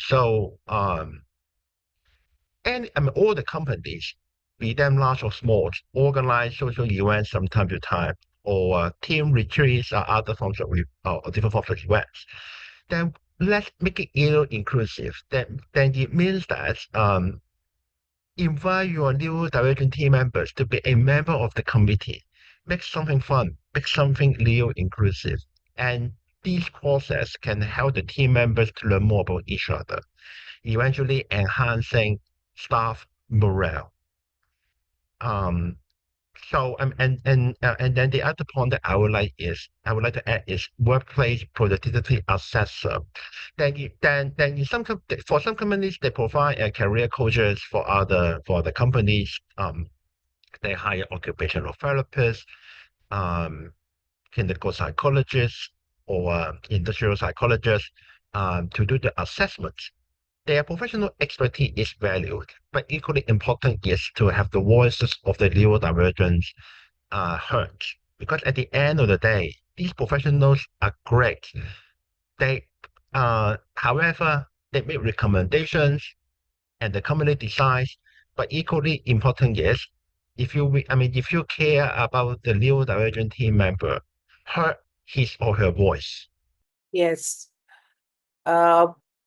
That's an important point, right? It's just not about letting you choose what you want to participate in, but also to make it such that you do want to participate in things, in some of the things that you like. Absolutely. Anjane, you had a point to make? Yes, briefly, please. I would like to highlight Jeremy's point about the current status quo of interviews and how I feel like they are personally a bit too cookie cutter, and that is something that definitely needs to change in ensuring the workplace is both inclusive and actually ensures the well-being of employees who might be different from the rest. I think that just because you don't turn out fine in a cookie cutter system does not mean that you're incompetent. You may just not be a cookie. They may be a cake, but ultimately the autistic and neurodivergent employees are definitely just as good. I would also like to again reiterate my point on how different thinking and thus innovation within the company is something that must be valued. So getting to actually know and understand the inner workings of the brains of neurodivergent employees through spending time and not judging is also something that is very important. When I step into the workplace, I would like to see counseling sessions as well as spaces for me to self-regulate myself during the workday. Such spaces can include rooms for meditation and potentially gyms that will allow neurodivergent individuals like myself to actually let off their excess energy and steam before dealing with the work tasks. I would also like to highlight an example yesterday that highlighted how big tasks can be very, very difficult. Yesterday, I was still starting my preparation for today's panel and I was absolutely freaking out. I was breaking down. I was wondering how am I even going to do this? And I had half a mind of backing out. But my amazing mother here helped me break down the task. And actually, because of her and the help in breaking down the task, I'm able to be here and deliver something hopefully of quality. And that is something that will happen time and again to other neurodivergent individuals. So I please pray that employers will continue to help employees break down the tasks into simpler bite-sized chunks so that neurodivergent individuals can actually deal with it as things come along. I would also like to highlight the importance for streamlined communication. It is very difficult for neurodivergent employees to have to deal with many things coming from multiple platforms. And it might make sense for either companies to send the same thing across all the platforms or consider switching to just one platform for all communication purposes. Thank you. Thank you. And absolutely, I think, the point that you make about how tasks can be handled by different minds, they handle it in different ways. And that's a bit about organization, culture, and the genuine inclusion as we like to refer to it. So maybe if I come to you, Matihar, and ask you this, how can organizations shift workplace culture to value neurodiversity and move beyond mere compliance and just checking the box to genuine inclusion? So I love this question because it taps into what Jonathan and also Anjanea mentioned, which was the voices being heard. And by the way, Anjanea, you're doing an amazing job.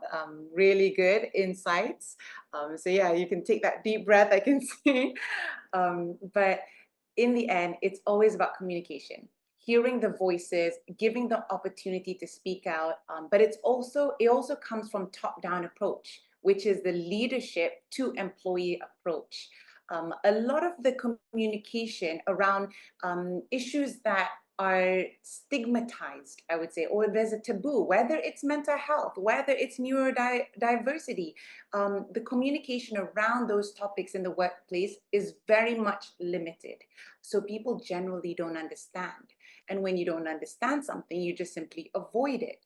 So I would say the shift has to be consistent in the sense where communication on neurodiversity is ongoing, where you get to hear neurodiverse talent speak up and share what they are good at, their strengths or their weaknesses, or perhaps what makes them comfortable or uncomfortable, so we understand better. And it's also about the last one, which was what Andrea mentioned, which was the counselors. Having counselors to support not just neurodiverse talent, but every single individual. And in that sense, it's accommodating to everyone in the workplace. So it all goes back to communication.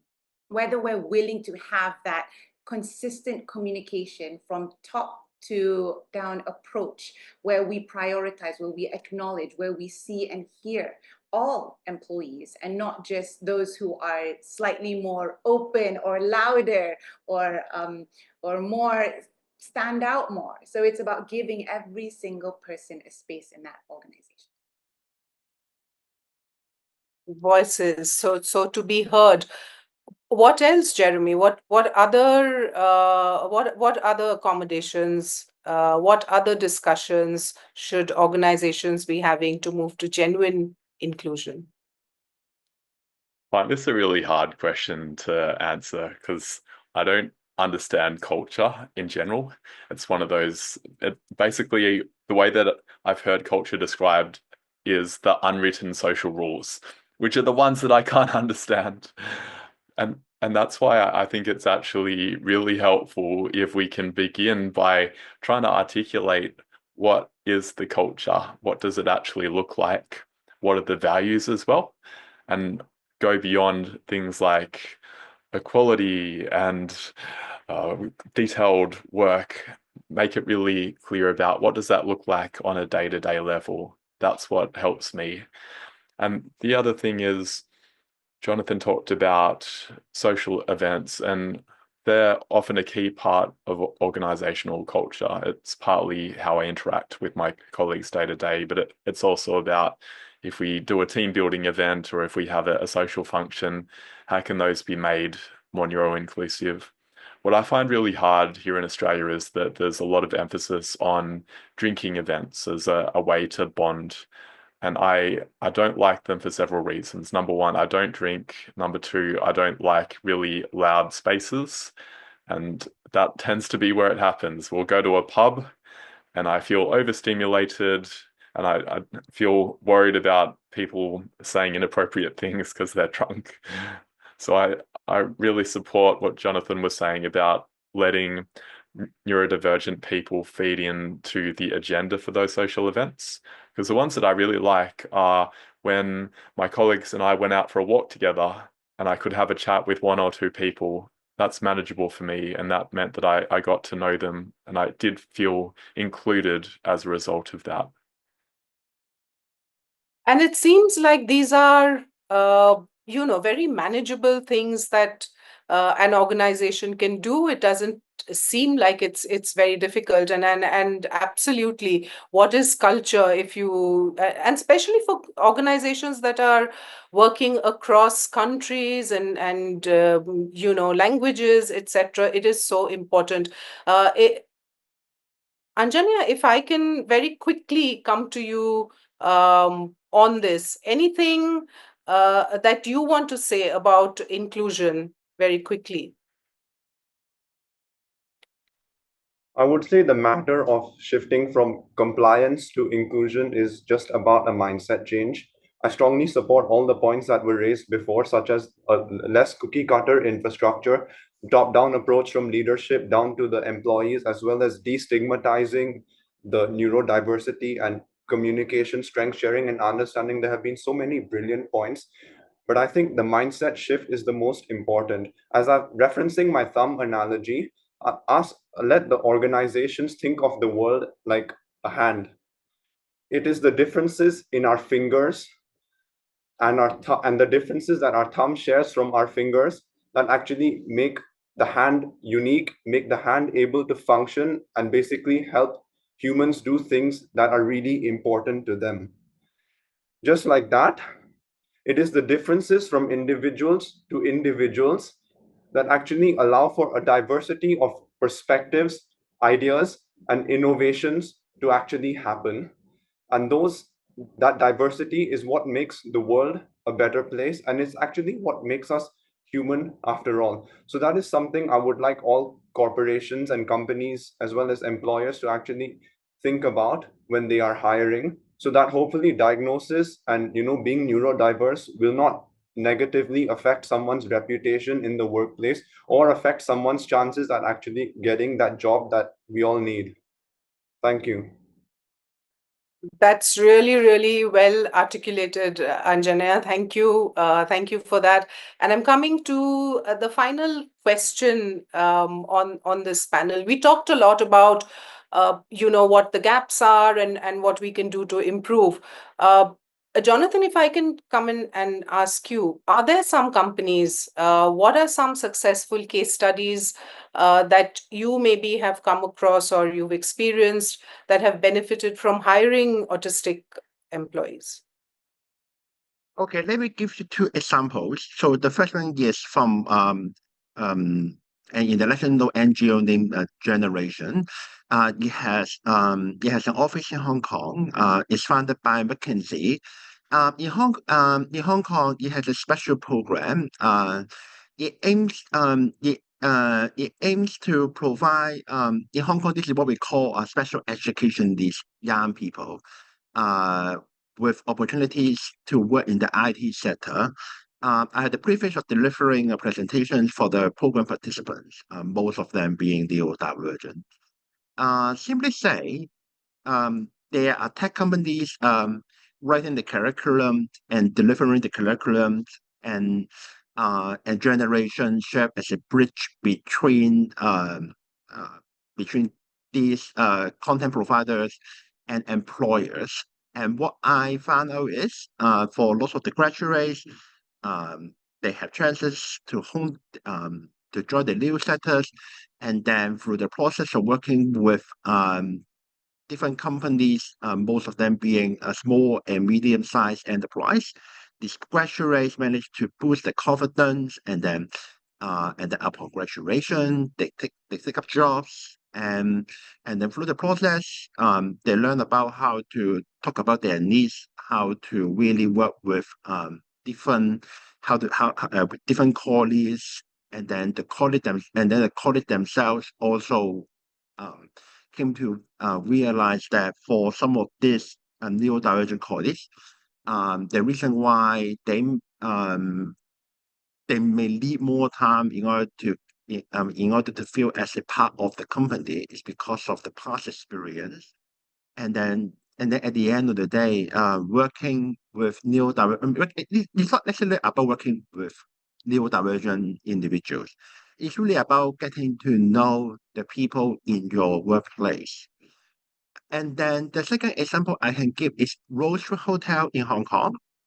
It has an Italian restaurant, and it has the program with a local NGO named Love Express.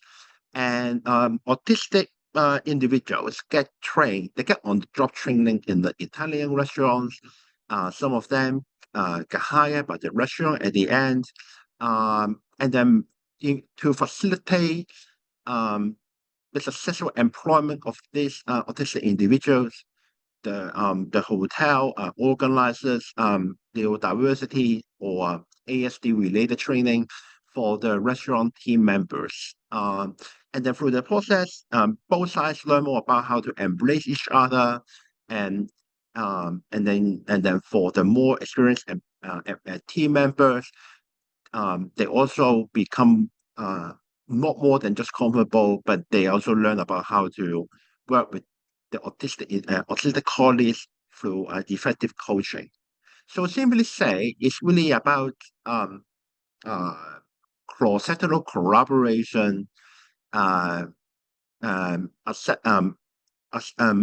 assistance after employment.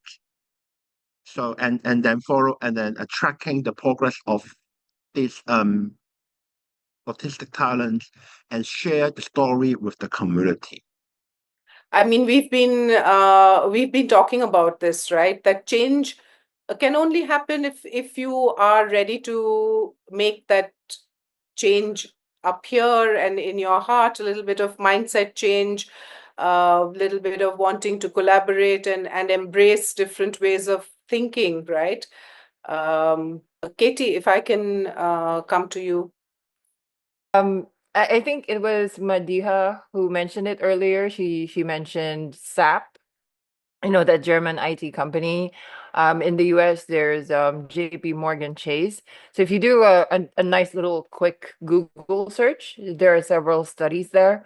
In the Philippines, the Autism Society of the Philippines has worked with several organizations like corporations to provide work for people who are autistic, and they provide training, and they also provide like boutique programs with the company, boutique workshops and training programs for the organizations that they work with. So when Madia said earlier that it is there, that it's available to provide, um, I'm sorry, to source neuro minority individuals to join the workforce, we just really need to have to look for them.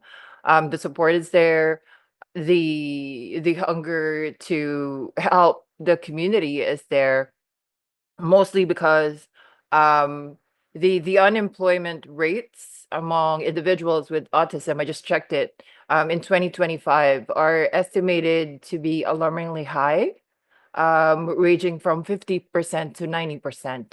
And so plus, majority of the case studies that I've seen are in the US, and with everything that is going on, I'm just hoping and praying that these programs do not stop. These programs that truly help the autistic and neuro minority community will continue. And again, what you just mentioned is about mindset. It's about going back to respecting each other as human beings.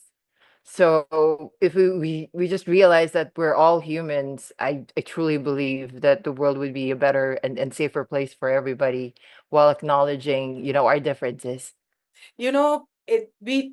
We are running out of time, but I would still like for all of you to just do a quick 30-second closing statement, because we talked about a lot of things. It seems like voice, collaboration, mindset, courage. These were some of the things that we were talking about. So quick 30-second comment from each one of you. Jonathan, if we can start with you.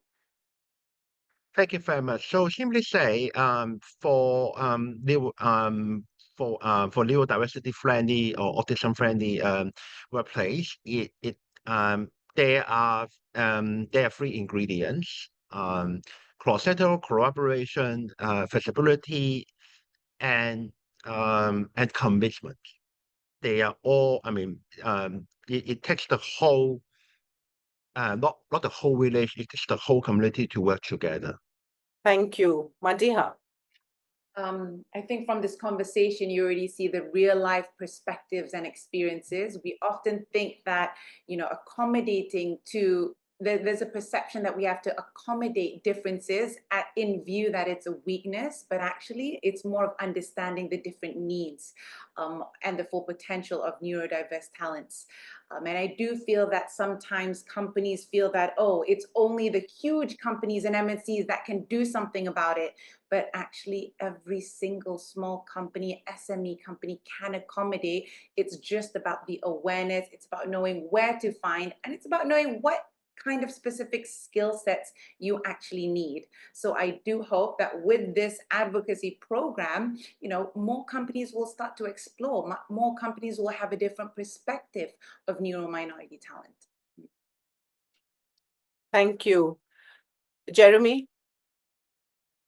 What I'd like to leave with is what I mentioned earlier around universal design, that it's important that these type of accommodations, changes to both the recruiting process and the experience of work, aren't limited to people who have a diagnosis or people who are prepared to disclose their diagnosis.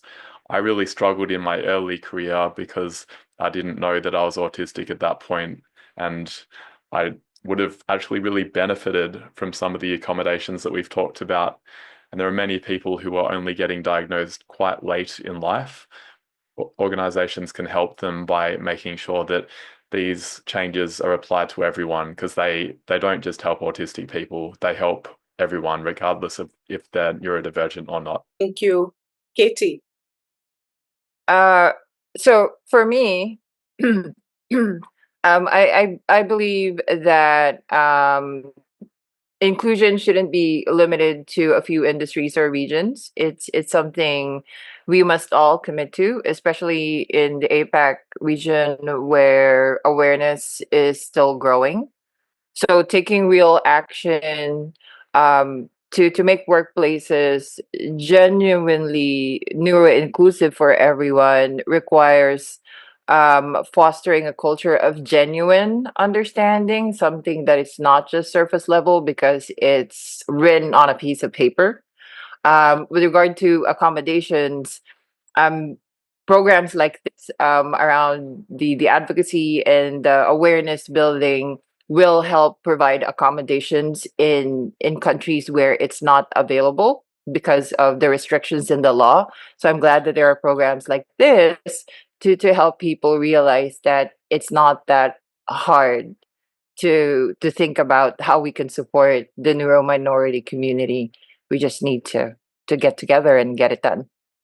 Last but not the least, I want to come to Anjanya, who really, at 18, he's coming into the adult world. And what is the world that we are, going to show the new generation as they come into the workforce? So last comments from you, Anjanya. Thank you. I would like to highlight the role that every single company, individual, employee, and employer would play in actually fostering positive change, especially SMEs who make up the bulk of employment in countries like Singapore. If I could close off with one thing, I would like to say embrace and do not label. After all, there have been many, many instances of diverse individuals contributing to innovation that has shaped our world. I hope that our current initiatives will continue and that there will be many more initiatives to help the world achieve UN SDG 8 about inclusion, especially when it comes to neurodiverse individuals. I also hope to see ION Philippines get off the ground very soon. Thank you so much.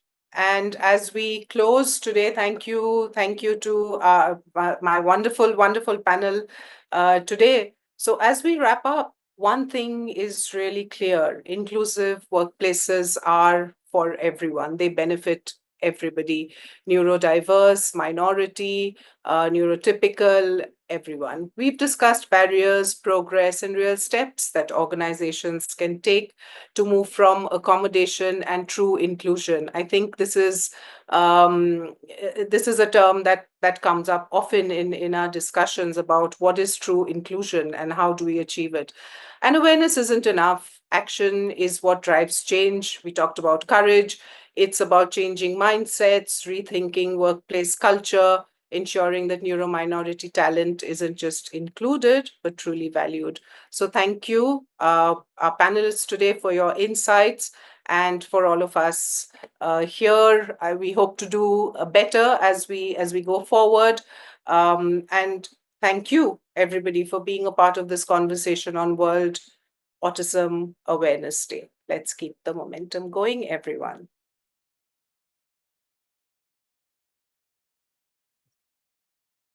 Hello, everybody. I'm delighted to be here today. I'm Charlotte Volleur. I'm the moderator of the panel on the SDG 10, Reducing Inequalities. Our panel for this session is a mixed neurotype panel with most non-speaking autistic people. Our panelists have written up and pre-recorded their responses to the questions using AACs or augmentative and alternative communication tools. Welcome to our panelists. Panelists are Aditi, Tarun, and Elizabeth. Aditi and Tarun are from India. Elizabeth are from the US. I'm going to have Aditi introducing herself briefly.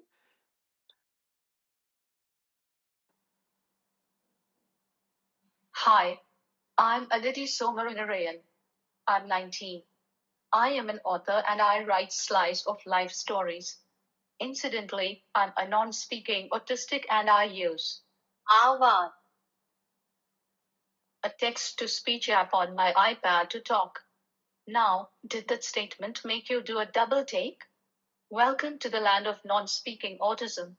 I, along with my friends Elizabeth and Taro, hope to spend the next few minutes bustling a few myths and talking about all of the things that could be done differently to enable us non-speakers to learn, work, and live to the best of our ability. Thank you so much, Aditi. And for Tarun, I'll read out your biography. I'm Tarun Paul Matthew, a 19-year-old non-speaking autistic adult from Kochi, India, who types to communicate. I consider myself to be a free thinker and a totally peace-loving individual. I enjoy everything connected with music. Something that interests me a lot is studying math, and poetry is another fascinating hobby. I'm a keen observer and student of the natural world and love watching nature documentaries, especially about life underwater. I'm passionate about advocating for my community of non-speaking autistics, Purple Ambassador, Autism Conclave, National Trust New Delhi, and panelist at India Inclusion Summit, Bangalore, co-author, Talking Fingers, and Voices of Non-Speaking Indian Autistics. I was selected for the International 100 Youth Ambassador Program in 2024. Welcome, Tarun. And Elizabeth, would you like to introduce yourself?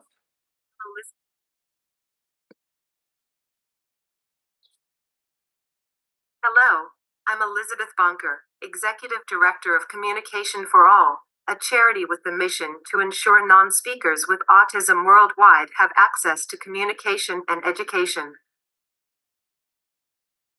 Thank you very much, Elizabeth. Elizabeth also has a LinkedIn group with us that's called Communication for All, should anyone wants to join that group as well. So we have 10 questions we're going to go over, and each of our panelists will answer them in turn. So question 1 is, what are the biggest misconceptions about non-speaking autistic individuals, and how do these misconceptions create barriers to equal opportunities? Aditi, if you would start with your thoughts on this, please.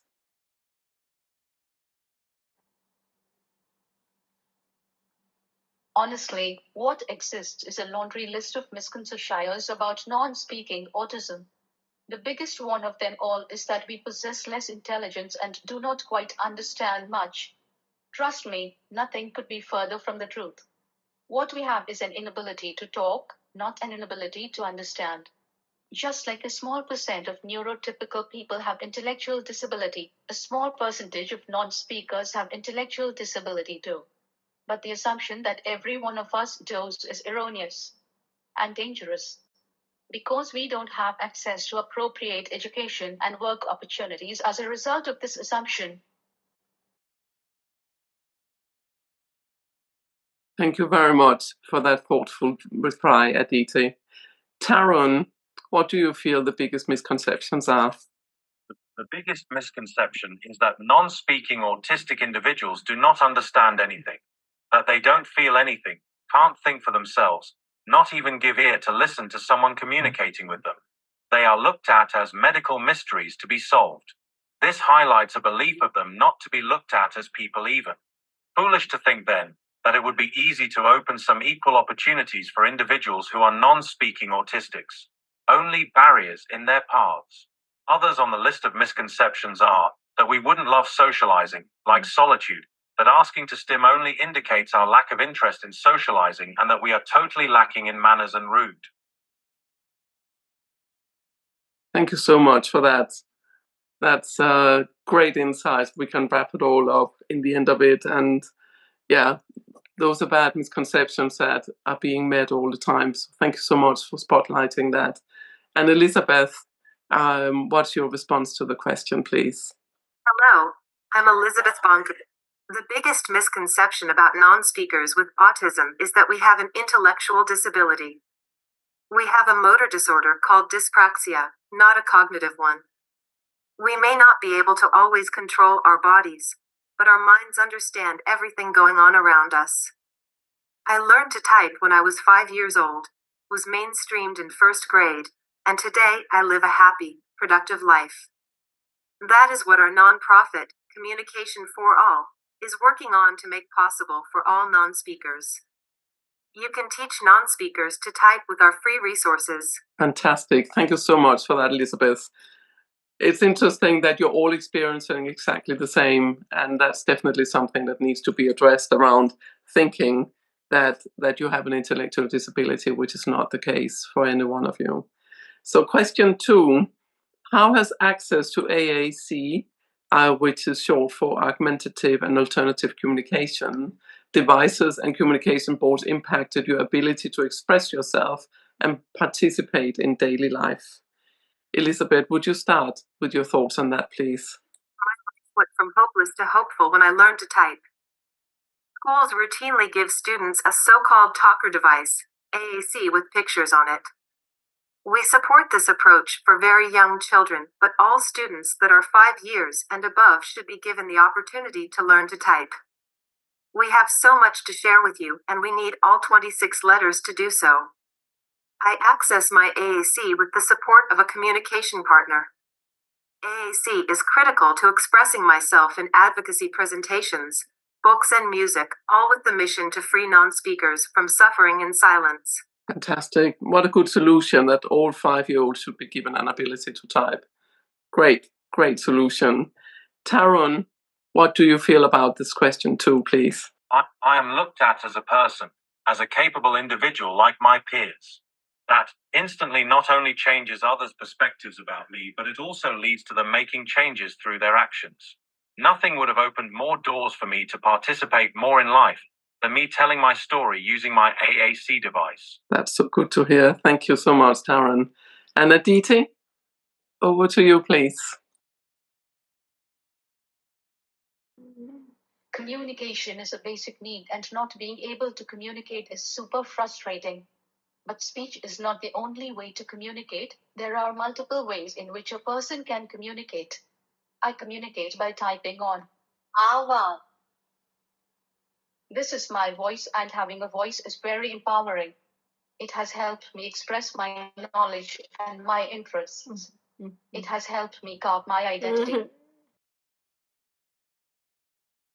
I love that. It has helped me carve my identity.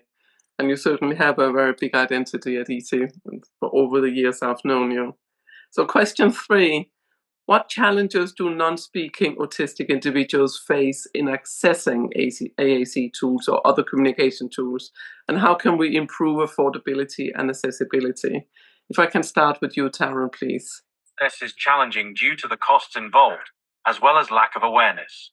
Having smartphones gives many people better opportunities, but need for professionals who are trained to support non-speakers can become the fine line between access and active use of AAC. Look to give money to buy AAC tools. Make sure all professionals get trained to support AAC users and train parents too. Much needed is to create awareness about AAC tools and highlight AAC users. Fantastic. I'm hoping that us doing this, that you are telling your story to the whole world in this event is going to help that a lot, hopefully, Taron. So, Aditi, what do you feel about this? The biggest barrier to accessing AAC stems from the myth surrounding AAC, the myth that introducing an alternative mode to communicate will take away the initiative to talk. And sadly, this is a myth that is promoted by some therapists. We don't talk because of the inability to talk and not because of an unwillingness to talk. Speech and communication are two different things, and AAC aids in communication. The biggest way to remove this barrier is to address this myth, especially among therapists, so that they stop discouraging the introduction of AAC. At least from the perspective of India, the availability of less expensive tablets that support AAC apps, combined with few CSR initiatives, have made AAC more affordable and viable. But I do believe that providing tax cuts on tablets purchased for AAC will also help in making AAC more affordable. Fantastic. Thank you so much for that, Aditi. And Elizabeth, I'm sure you have a response to this as well, as you engage with this already. Colleges like Rollins, Harvard, Columbia, UCLA, and UC Berkeley are leading the way for the inclusion of students who type to communicate. The enormous challenge we face comes from K through 12 schools that routinely deny non-speaking students access to their AAC of choice. The Americans with Disabilities Act is clear in mandating effective communication, giving priority to the student's choice, yet schools force families to fight for years in court. Communication for All is working to change this discrimination, so every typer can access mainstream education, which is their civil right. Fantastic work you're doing at Communications for All, Elizabeth. Really well done on this. That's spot on. So question 4, how can schools, workplaces, and healthcare providers integrate AAC and other communication supports to ensure inclusion of non-speaking individuals? If we can start with you, Aditi, please. I think the use of AAC for non-speaking autistics should be as normalized as the use of hearing aid for the deaf or braille for the blind. Schools should normalize the use of AAC in the classroom very organically, so when the others answer a question orally, the AAC user should do it using their device. Of course, this does involve sensitizing the educators about different aspects of using AAC, like the fact that it takes longer to type than it does to talk, so we need to be given that time and space. Communication boards are an excellent way to make schools, colleges, playgrounds, hospitals, public transport, and more accessible to us non-speakers. Yeah, communication boards is such a simple thing that is actually possible to put in places public if you're out. Even non-speakers have times when they can't really speak. A couple of times I've been in hospital and I literally couldn't speak and tell them what I was feeling and the pain and this, and there was no way, no help, no ability to actually express it, which I found very difficult to deal with.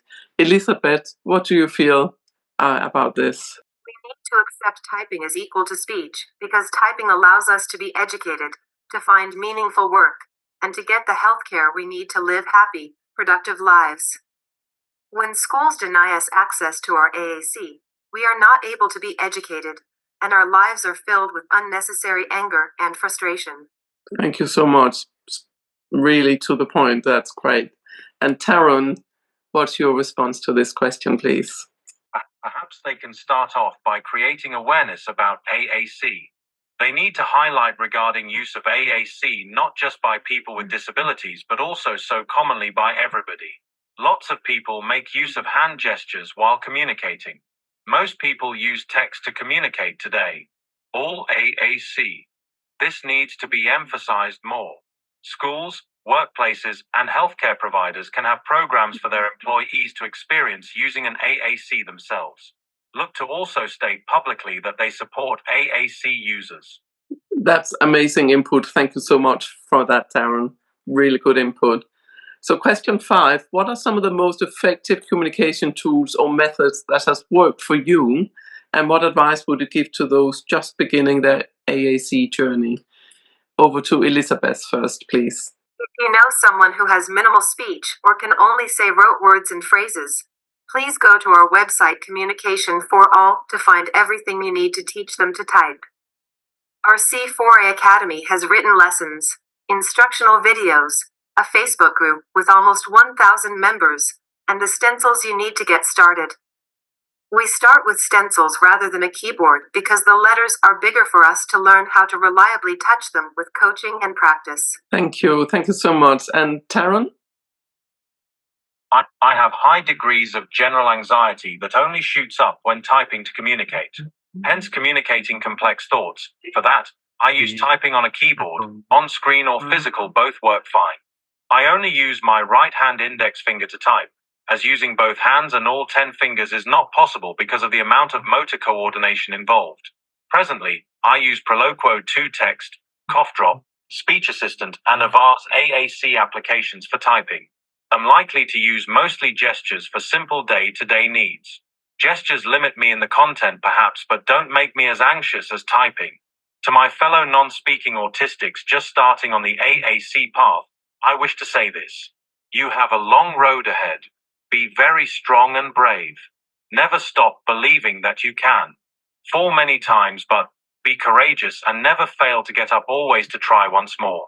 Never give up trying to slam the belief that non-speakers cannot understand, cannot feel, nor think. Just remember your fingers are mightier than all the speaking people in the world. That's beautiful. Thank you so much, Taran. And Aditi, what are your response to this question? Technology-based AAC works the best for me. I type on the keyboard mode in Ava. Besides providing me with a voice, it has also made typing on a laptop and using the phone so much easier, since, well, the keyboard is pretty much the same. Text is how emails, WhatsApp, LinkedIn, and most social media apps work. In effect, staying connected and networking has become so much easier. The key to using any kind of AAC is consistency. AAC is not something whose use is limited to classes or therapy centers. It should be organically used across environments. Thank you so much for that. The next question, which partly you have already touched on, Taran. So how can society shift its mindset from focusing on speech as a primary form of communication to embracing diverse ways of expressing thoughts and emotions? Maybe you will start with this, Taran, please. Maybe by presuming communication does not effectively happen through speech alone in today's world. People communicate using text much more than speech.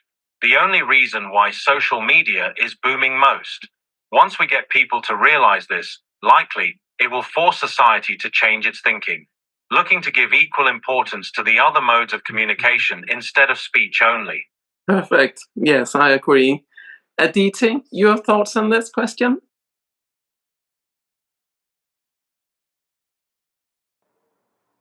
This is a good question. All it takes is a shift in the society's mindset. And this shift is not all that difficult to achieve when we take a minute to think about how much time in a day does a neurotypical person spend using text to communicate and just be effective at what they are doing. Email, WhatsApp, Discord, and all networking and social media apps like LinkedIn and Instagram are text and picture-based. When people use so much technology and text to communicate every day, why is there so much of hesitation to give us autistics an alternative and reliable mode of communication? We don't talk because it is very difficult for us to talk. Not because we don't want to or we don't understand enough. The day the larger stakeholder group is able to understand this better, the access to AAC will become more seamless. Fantastic. Thank you so much.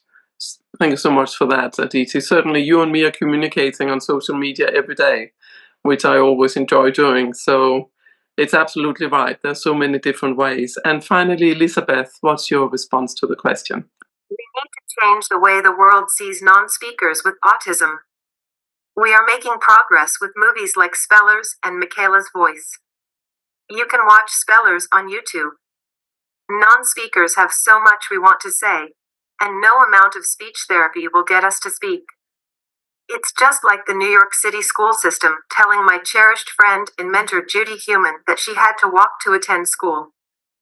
Some of us cannot walk and some cannot talk. Embrace our differences. Absolutely. That's why we need to get to all of us to embrace all our differences. So question 7, what role do families, caregivers, and educators play in supporting non-speaking autistic individuals in developing and using communication tools effectively? If you would start with that, Elizabeth, please. Families and caregivers are the primary force that unlock our silent cage. That is why we offer C4A Academy to families around the world, free of charge. We just returned from an advocacy trip to Calcutta where I presented at the Parivar National Conference. Parivar is a parent-led organization for families with autism and other developmental disabilities. We received great interest in C4 Academy for teacher training and for Parivar families. Families around the world are giving non-speakers a voice. Thank you so much, Elizabeth. Those are fantastic resources that Institute of Neurodiversity also lift for people to look at and use. And they're freely available, as Elizabeth says. I think that's really, really important that people use what is available already. Taron, what do you think about this? The most important role that they can play is to be a good role model and to also remember that every non-speaking autistic has to be given access to communication modes and tools in addition to speech. They need to understand that it is the communication that matters and look to give equal importance to the other modes of communication instead of speech only. They also need to make sure to provide the necessary support needed to learn to use the communication tool effectively. Be open also to listen to what the non-speaking autistic is communicating. Thank you. Especially the last bit, Taron, be open to listen. We are telling them all of these things and now they need to listen. Aditi, your response to this one as well, please.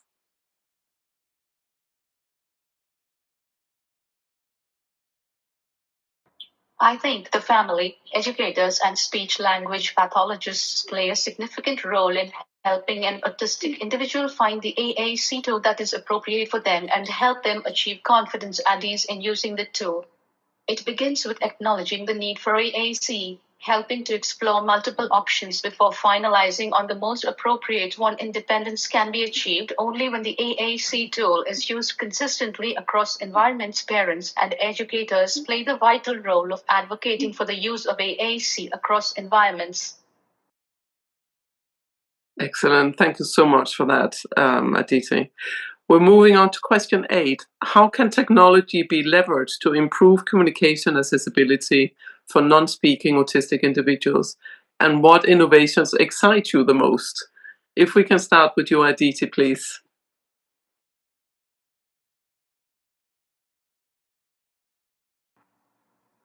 For one, I'm here, talking to you, all thanks to technology. So in a sense, this digital voice is my own true voice. Technology has been life-changing for me on multiple levels. I believe that technology possesses the power to open up the world for many non-speakers, including those with significant support needs. Utilizing technology for AAC, the use of AI to ease in the process of typing, linking the AAC app to digital assistants like Alexa, linking the AAC app to email and WhatsApp, and using AI to tweak the voice to sound more authentic and expressive are some innovations that excite me in the future. I hope to see the AAC app linked to wearables that measure vital biomarkers, like the smartwatch, so it can raise an alarm when something is not okay, or for whatever it is worth. Maybe link it to, say, Neuralink, for those with very significant support needs for whom no other form of AAC works. The possibilities are endless and the need is very real. That's some very exciting innovations for sure that we'll hope we're going to see more of. Taron, what do you feel about this? The effect technology does make is what AAC is realizing for non-speaking autistics in the present. In the next stage, only follow-up would be of being able to pass the idea or thought through wearable devices from the brain or mind to the speaking device. That would be very exciting, Taron. I'm all up for that one. I want to have some of that too. Thank you. And Elizabeth, finally, what's your response to the question?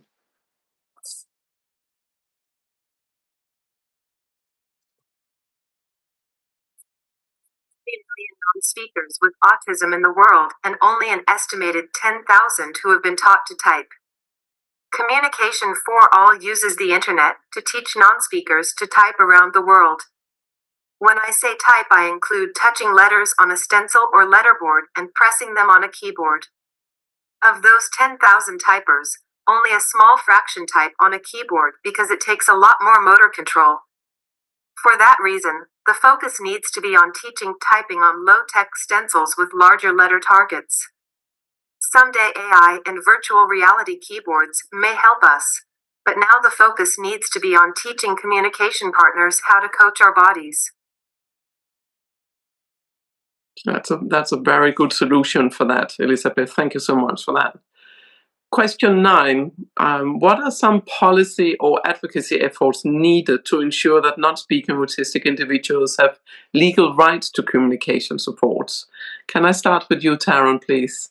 Both communication through the mode of the person's choice and the freedom of the individual to determine their needs, basic legally binding human rights. That's right, spot on. Elizabeth, what do you feel about this? The Americans with Disabilities Act is crystal clear about our right to effective communication, which is defined as equal to communication for people who do not have communication disorders. Schools must follow the law and actively support typing with communication partners for non-speaking students. As for policy, the U.S. Department of Justice should clarify its ADA guidance to include communication partners. Stephen Hawking would not have been able to access his AAC if it was lying on the table. That's a very good point. Thank you very much for pointing that out. And definitely, we must make sure that the different countries, that the law that is there to protect all of us is actually being followed. Aditi, finally, what is your response to the question?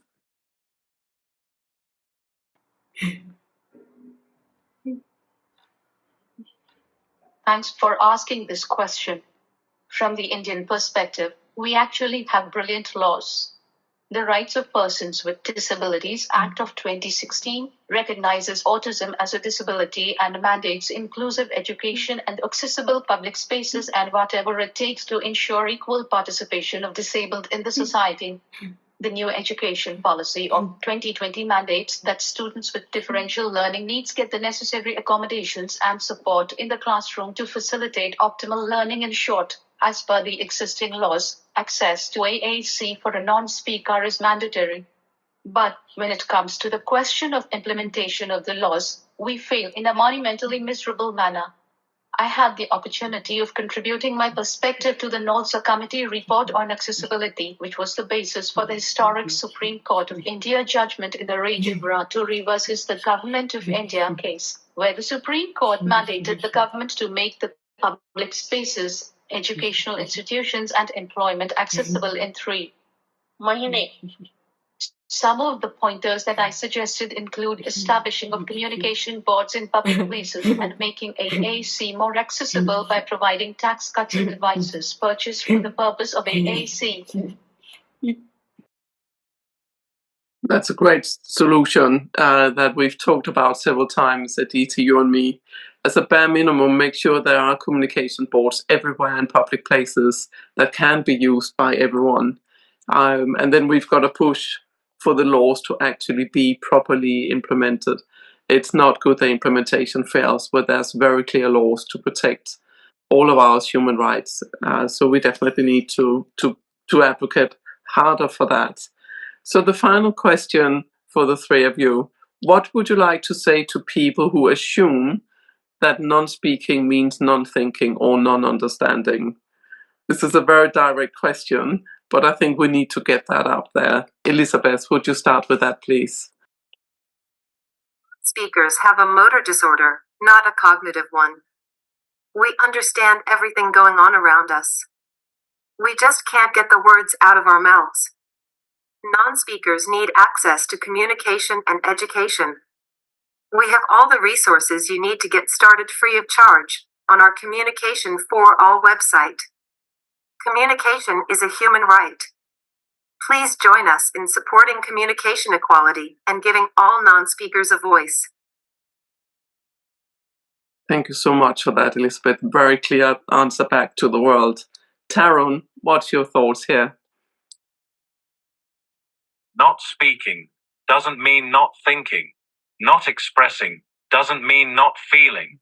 Not talking doesn't mean not having anything to say. Look to just see the person behind the label. Likely, there you would get to see the mirror image of yourself, a thinking, feeling, and loving human being like you. Spot on. That's a really good answer to that. I think we should put some of these on billboards and put them up in different places for everybody to see. Aditi, as the final one, what's your response to this?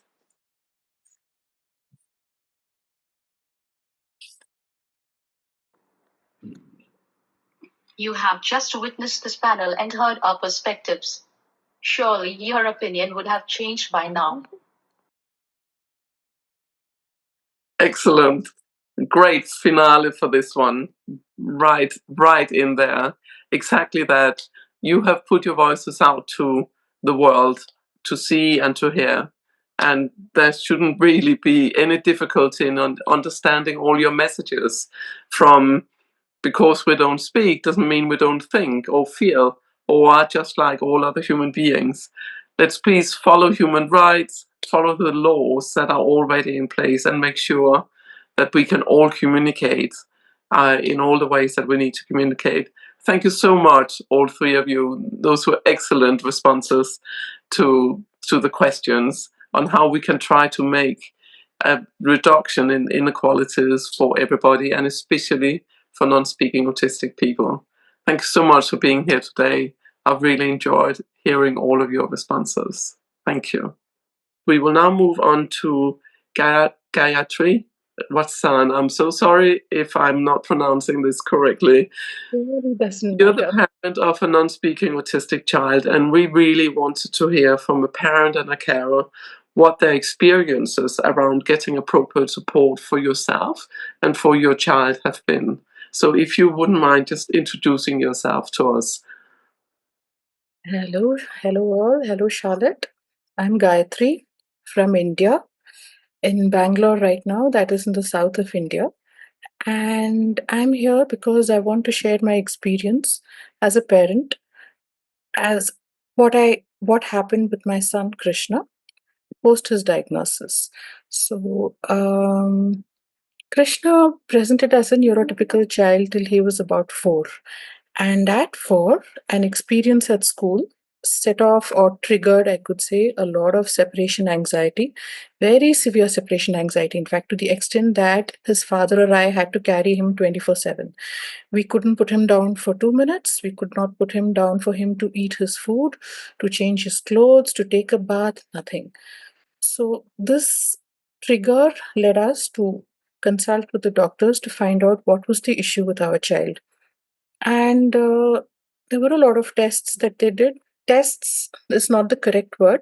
There were a lot of questions that we answered, a lot of questionnaires that we filled. It was a 5-day process. And at the end of it, they said that Krishna was autistic. He was on the spectrum.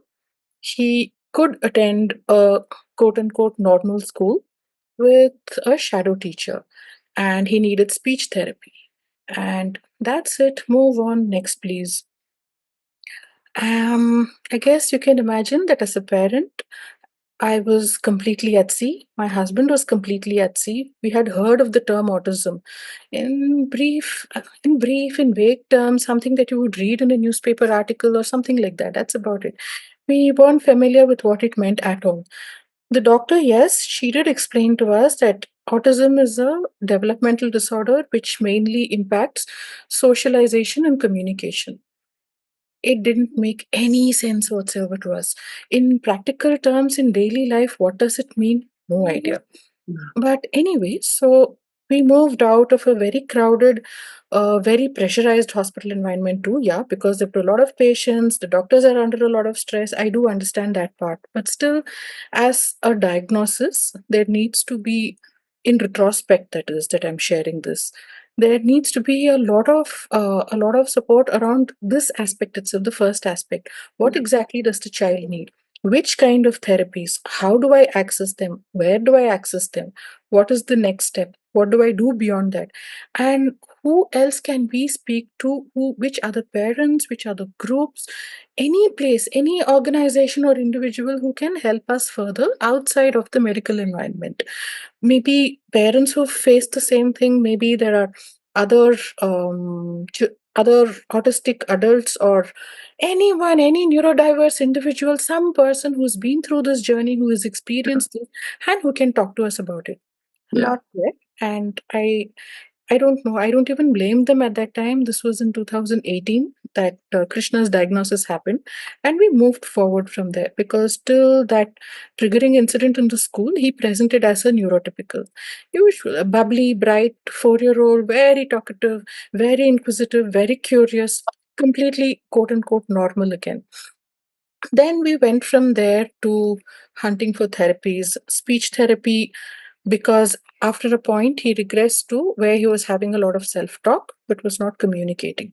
Speech therapy was not the appropriate solution at that point because after a year or so of this, he regressed again and became nonverbal.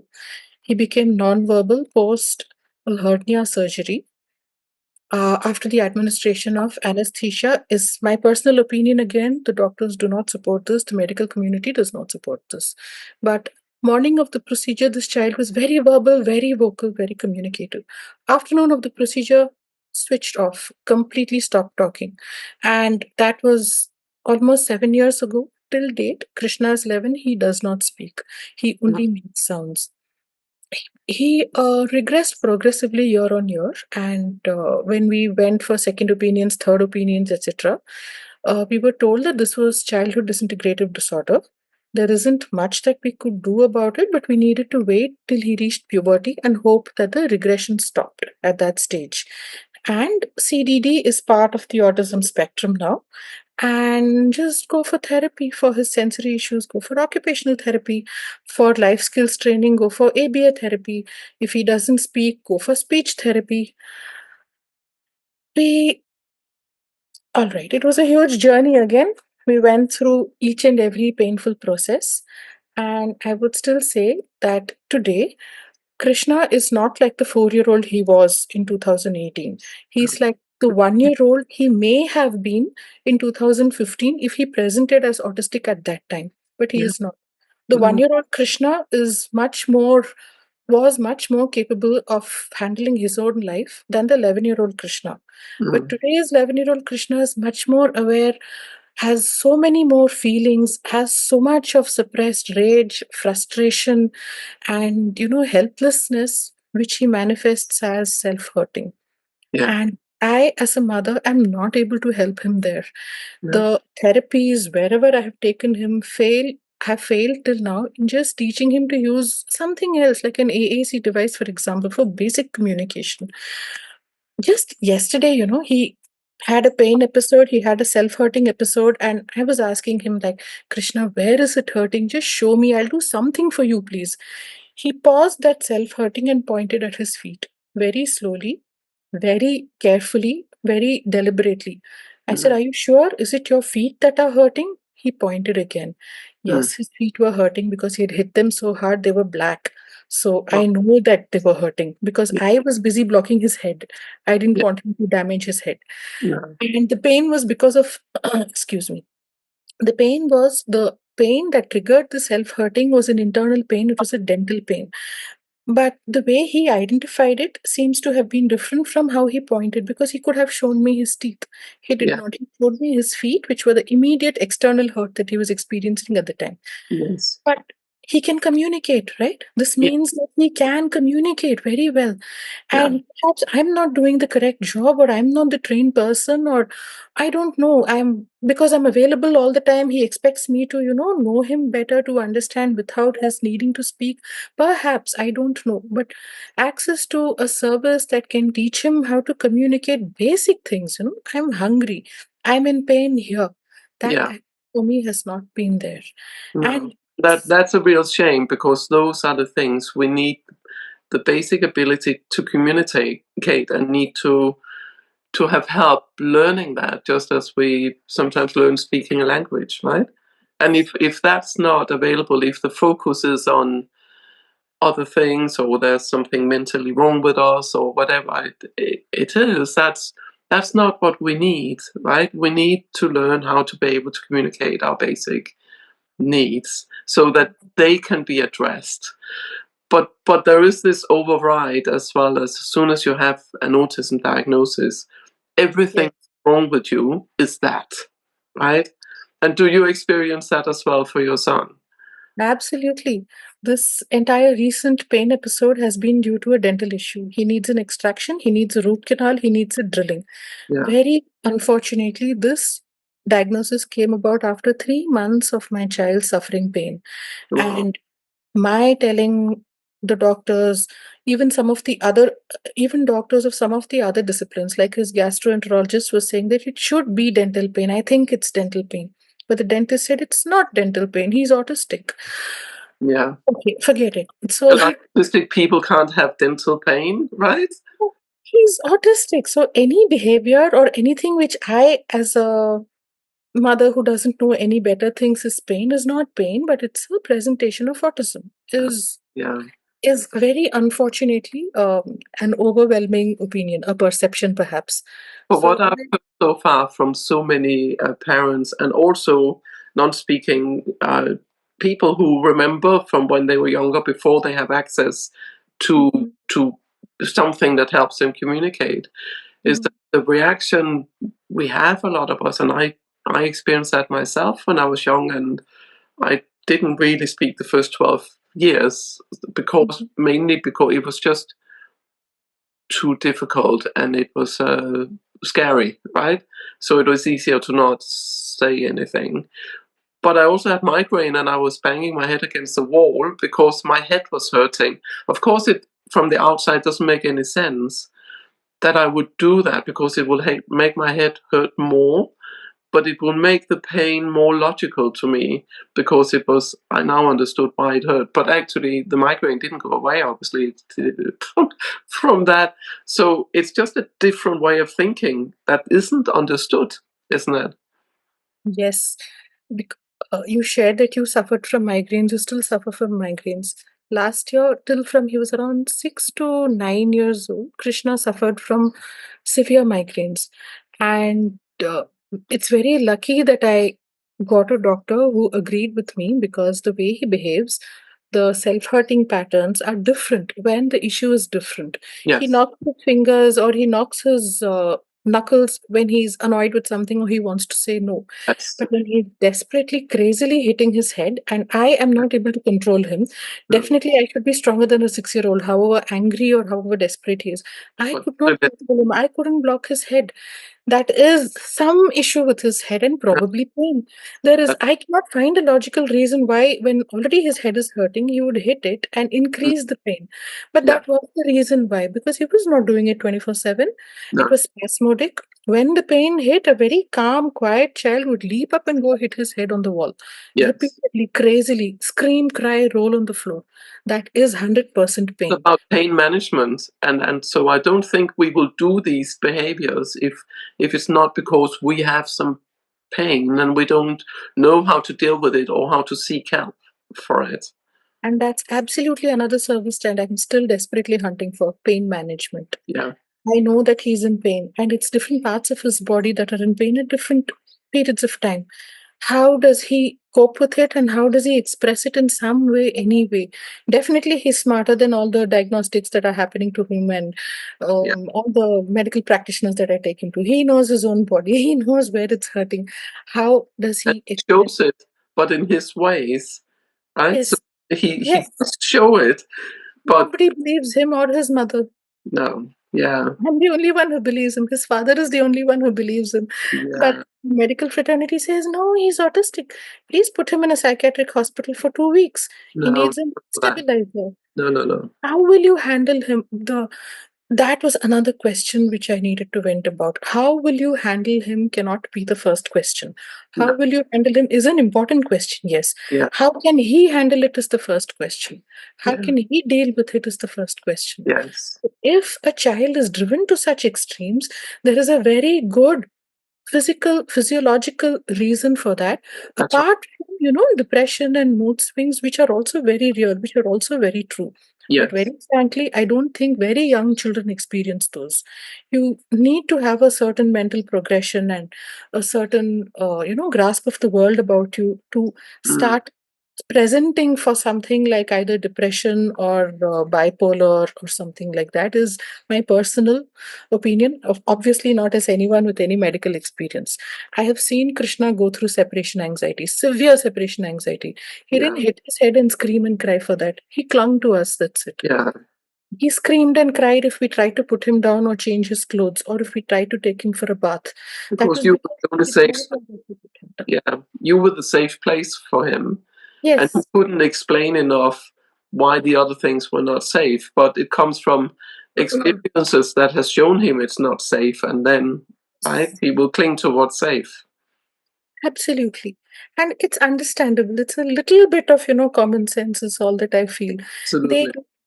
These children do present behaviors which are very different, Yeah. maybe different from the neurotypicals, but again, each issue has a different behavior. Migraine, head hitting, dental pain, head hitting, anxiety, clinging, or maybe, just staying in a place or something. So I don't know. It seems pretty intuitive to me and pretty commonsensical, but Yeah. it is dismissed outright right now because if I say this child is autistic, oh, okay, autistic children will be like that. Yes. No. Autistic children don't have tummy ache, they don't have toothache, okay, they don't have headaches, they don't feel hungry, but they're just autistic. So Yeah. that very sadly is a perception that needs to be changed. So because of this perception, I cannot access proper medical services for my child. I cannot access proper therapies for him, despite therapies being tailored for children on the spectrum. Still, Yeah. the so-called tailoring is something that I have a lot of, feud with. So, Yeah. Yeah. and everything from stimming, from preventing stimming, again, my pet peeve. No, it's bad. Yeah, no, we need to be. Absolutely It's bad. our way to reduce our anxiety. If we try to stop a stimming, and I know there's some therapies out there that wants to effectively convert us to become so-called neurotypicals, right? But that's not, why should we do that? We're not born that way. Leave us to be what we are. Try to understand us better, right? Yes. And appreciate the differences that we present with. I mean, how hard can it be? Why are you so afraid of differences? Why do we all have to be the same, right? No reason whatsoever. No. Only reason you prevent a behavior is when it's literally injurious. You're going to hurt yourself, you're going to hurt someone else. To protect them. I think the first step is protection, and the second step is to figure out why. It's never without a reason. It's No. never because, okay, I'm in a bad mood, I'll go hit my head today, which is Doesn't work that. unfortunately.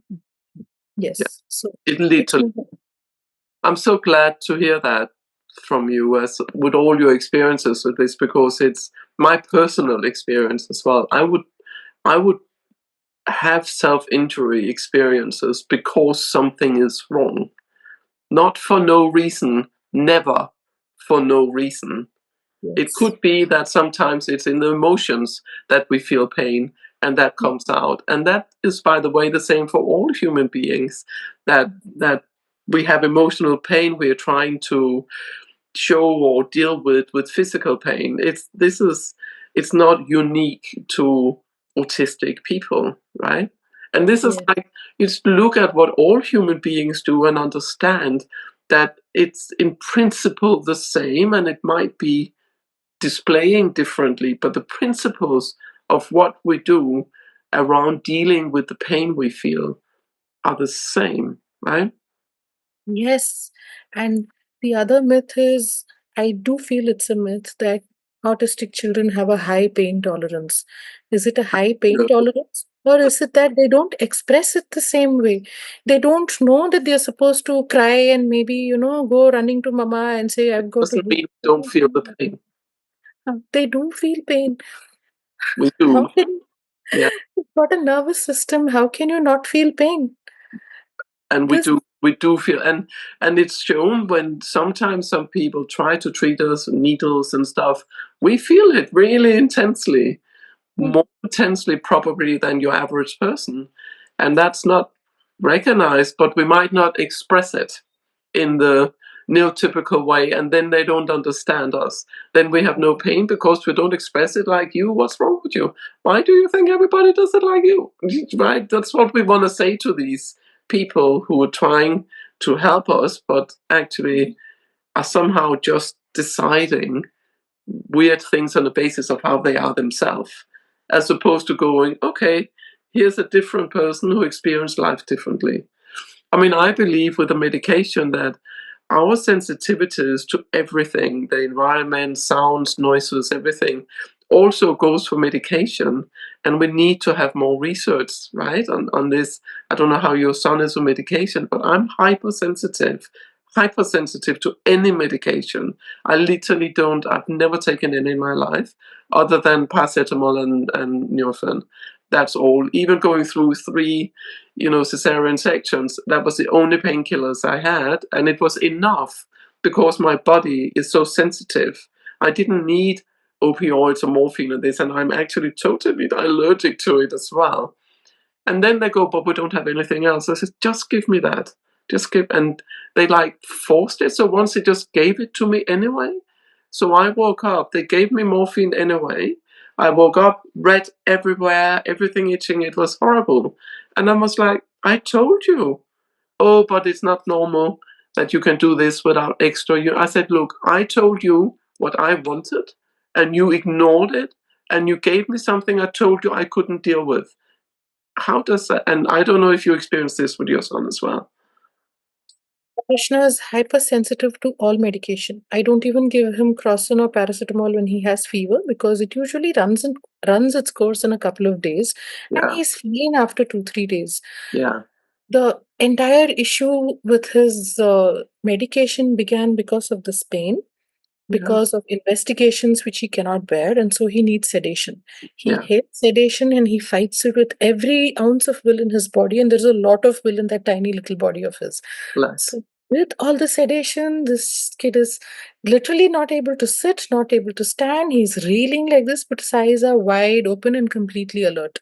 Yeah, wow. Happens after, I think they gave him 6 to 7 injections for just inserting an NG tube for a constipation management procedure because he cannot withstand drinking that much water.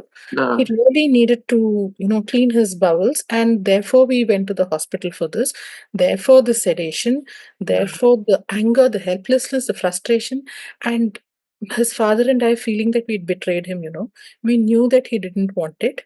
And forcing it on him just because he's little and we are big. And that felt so bad. That felt so bad. But we didn't know what else to do. And he reacts very badly to this. He's comfortable. It affects him in a way that he's not able to express and I'm not able to guess.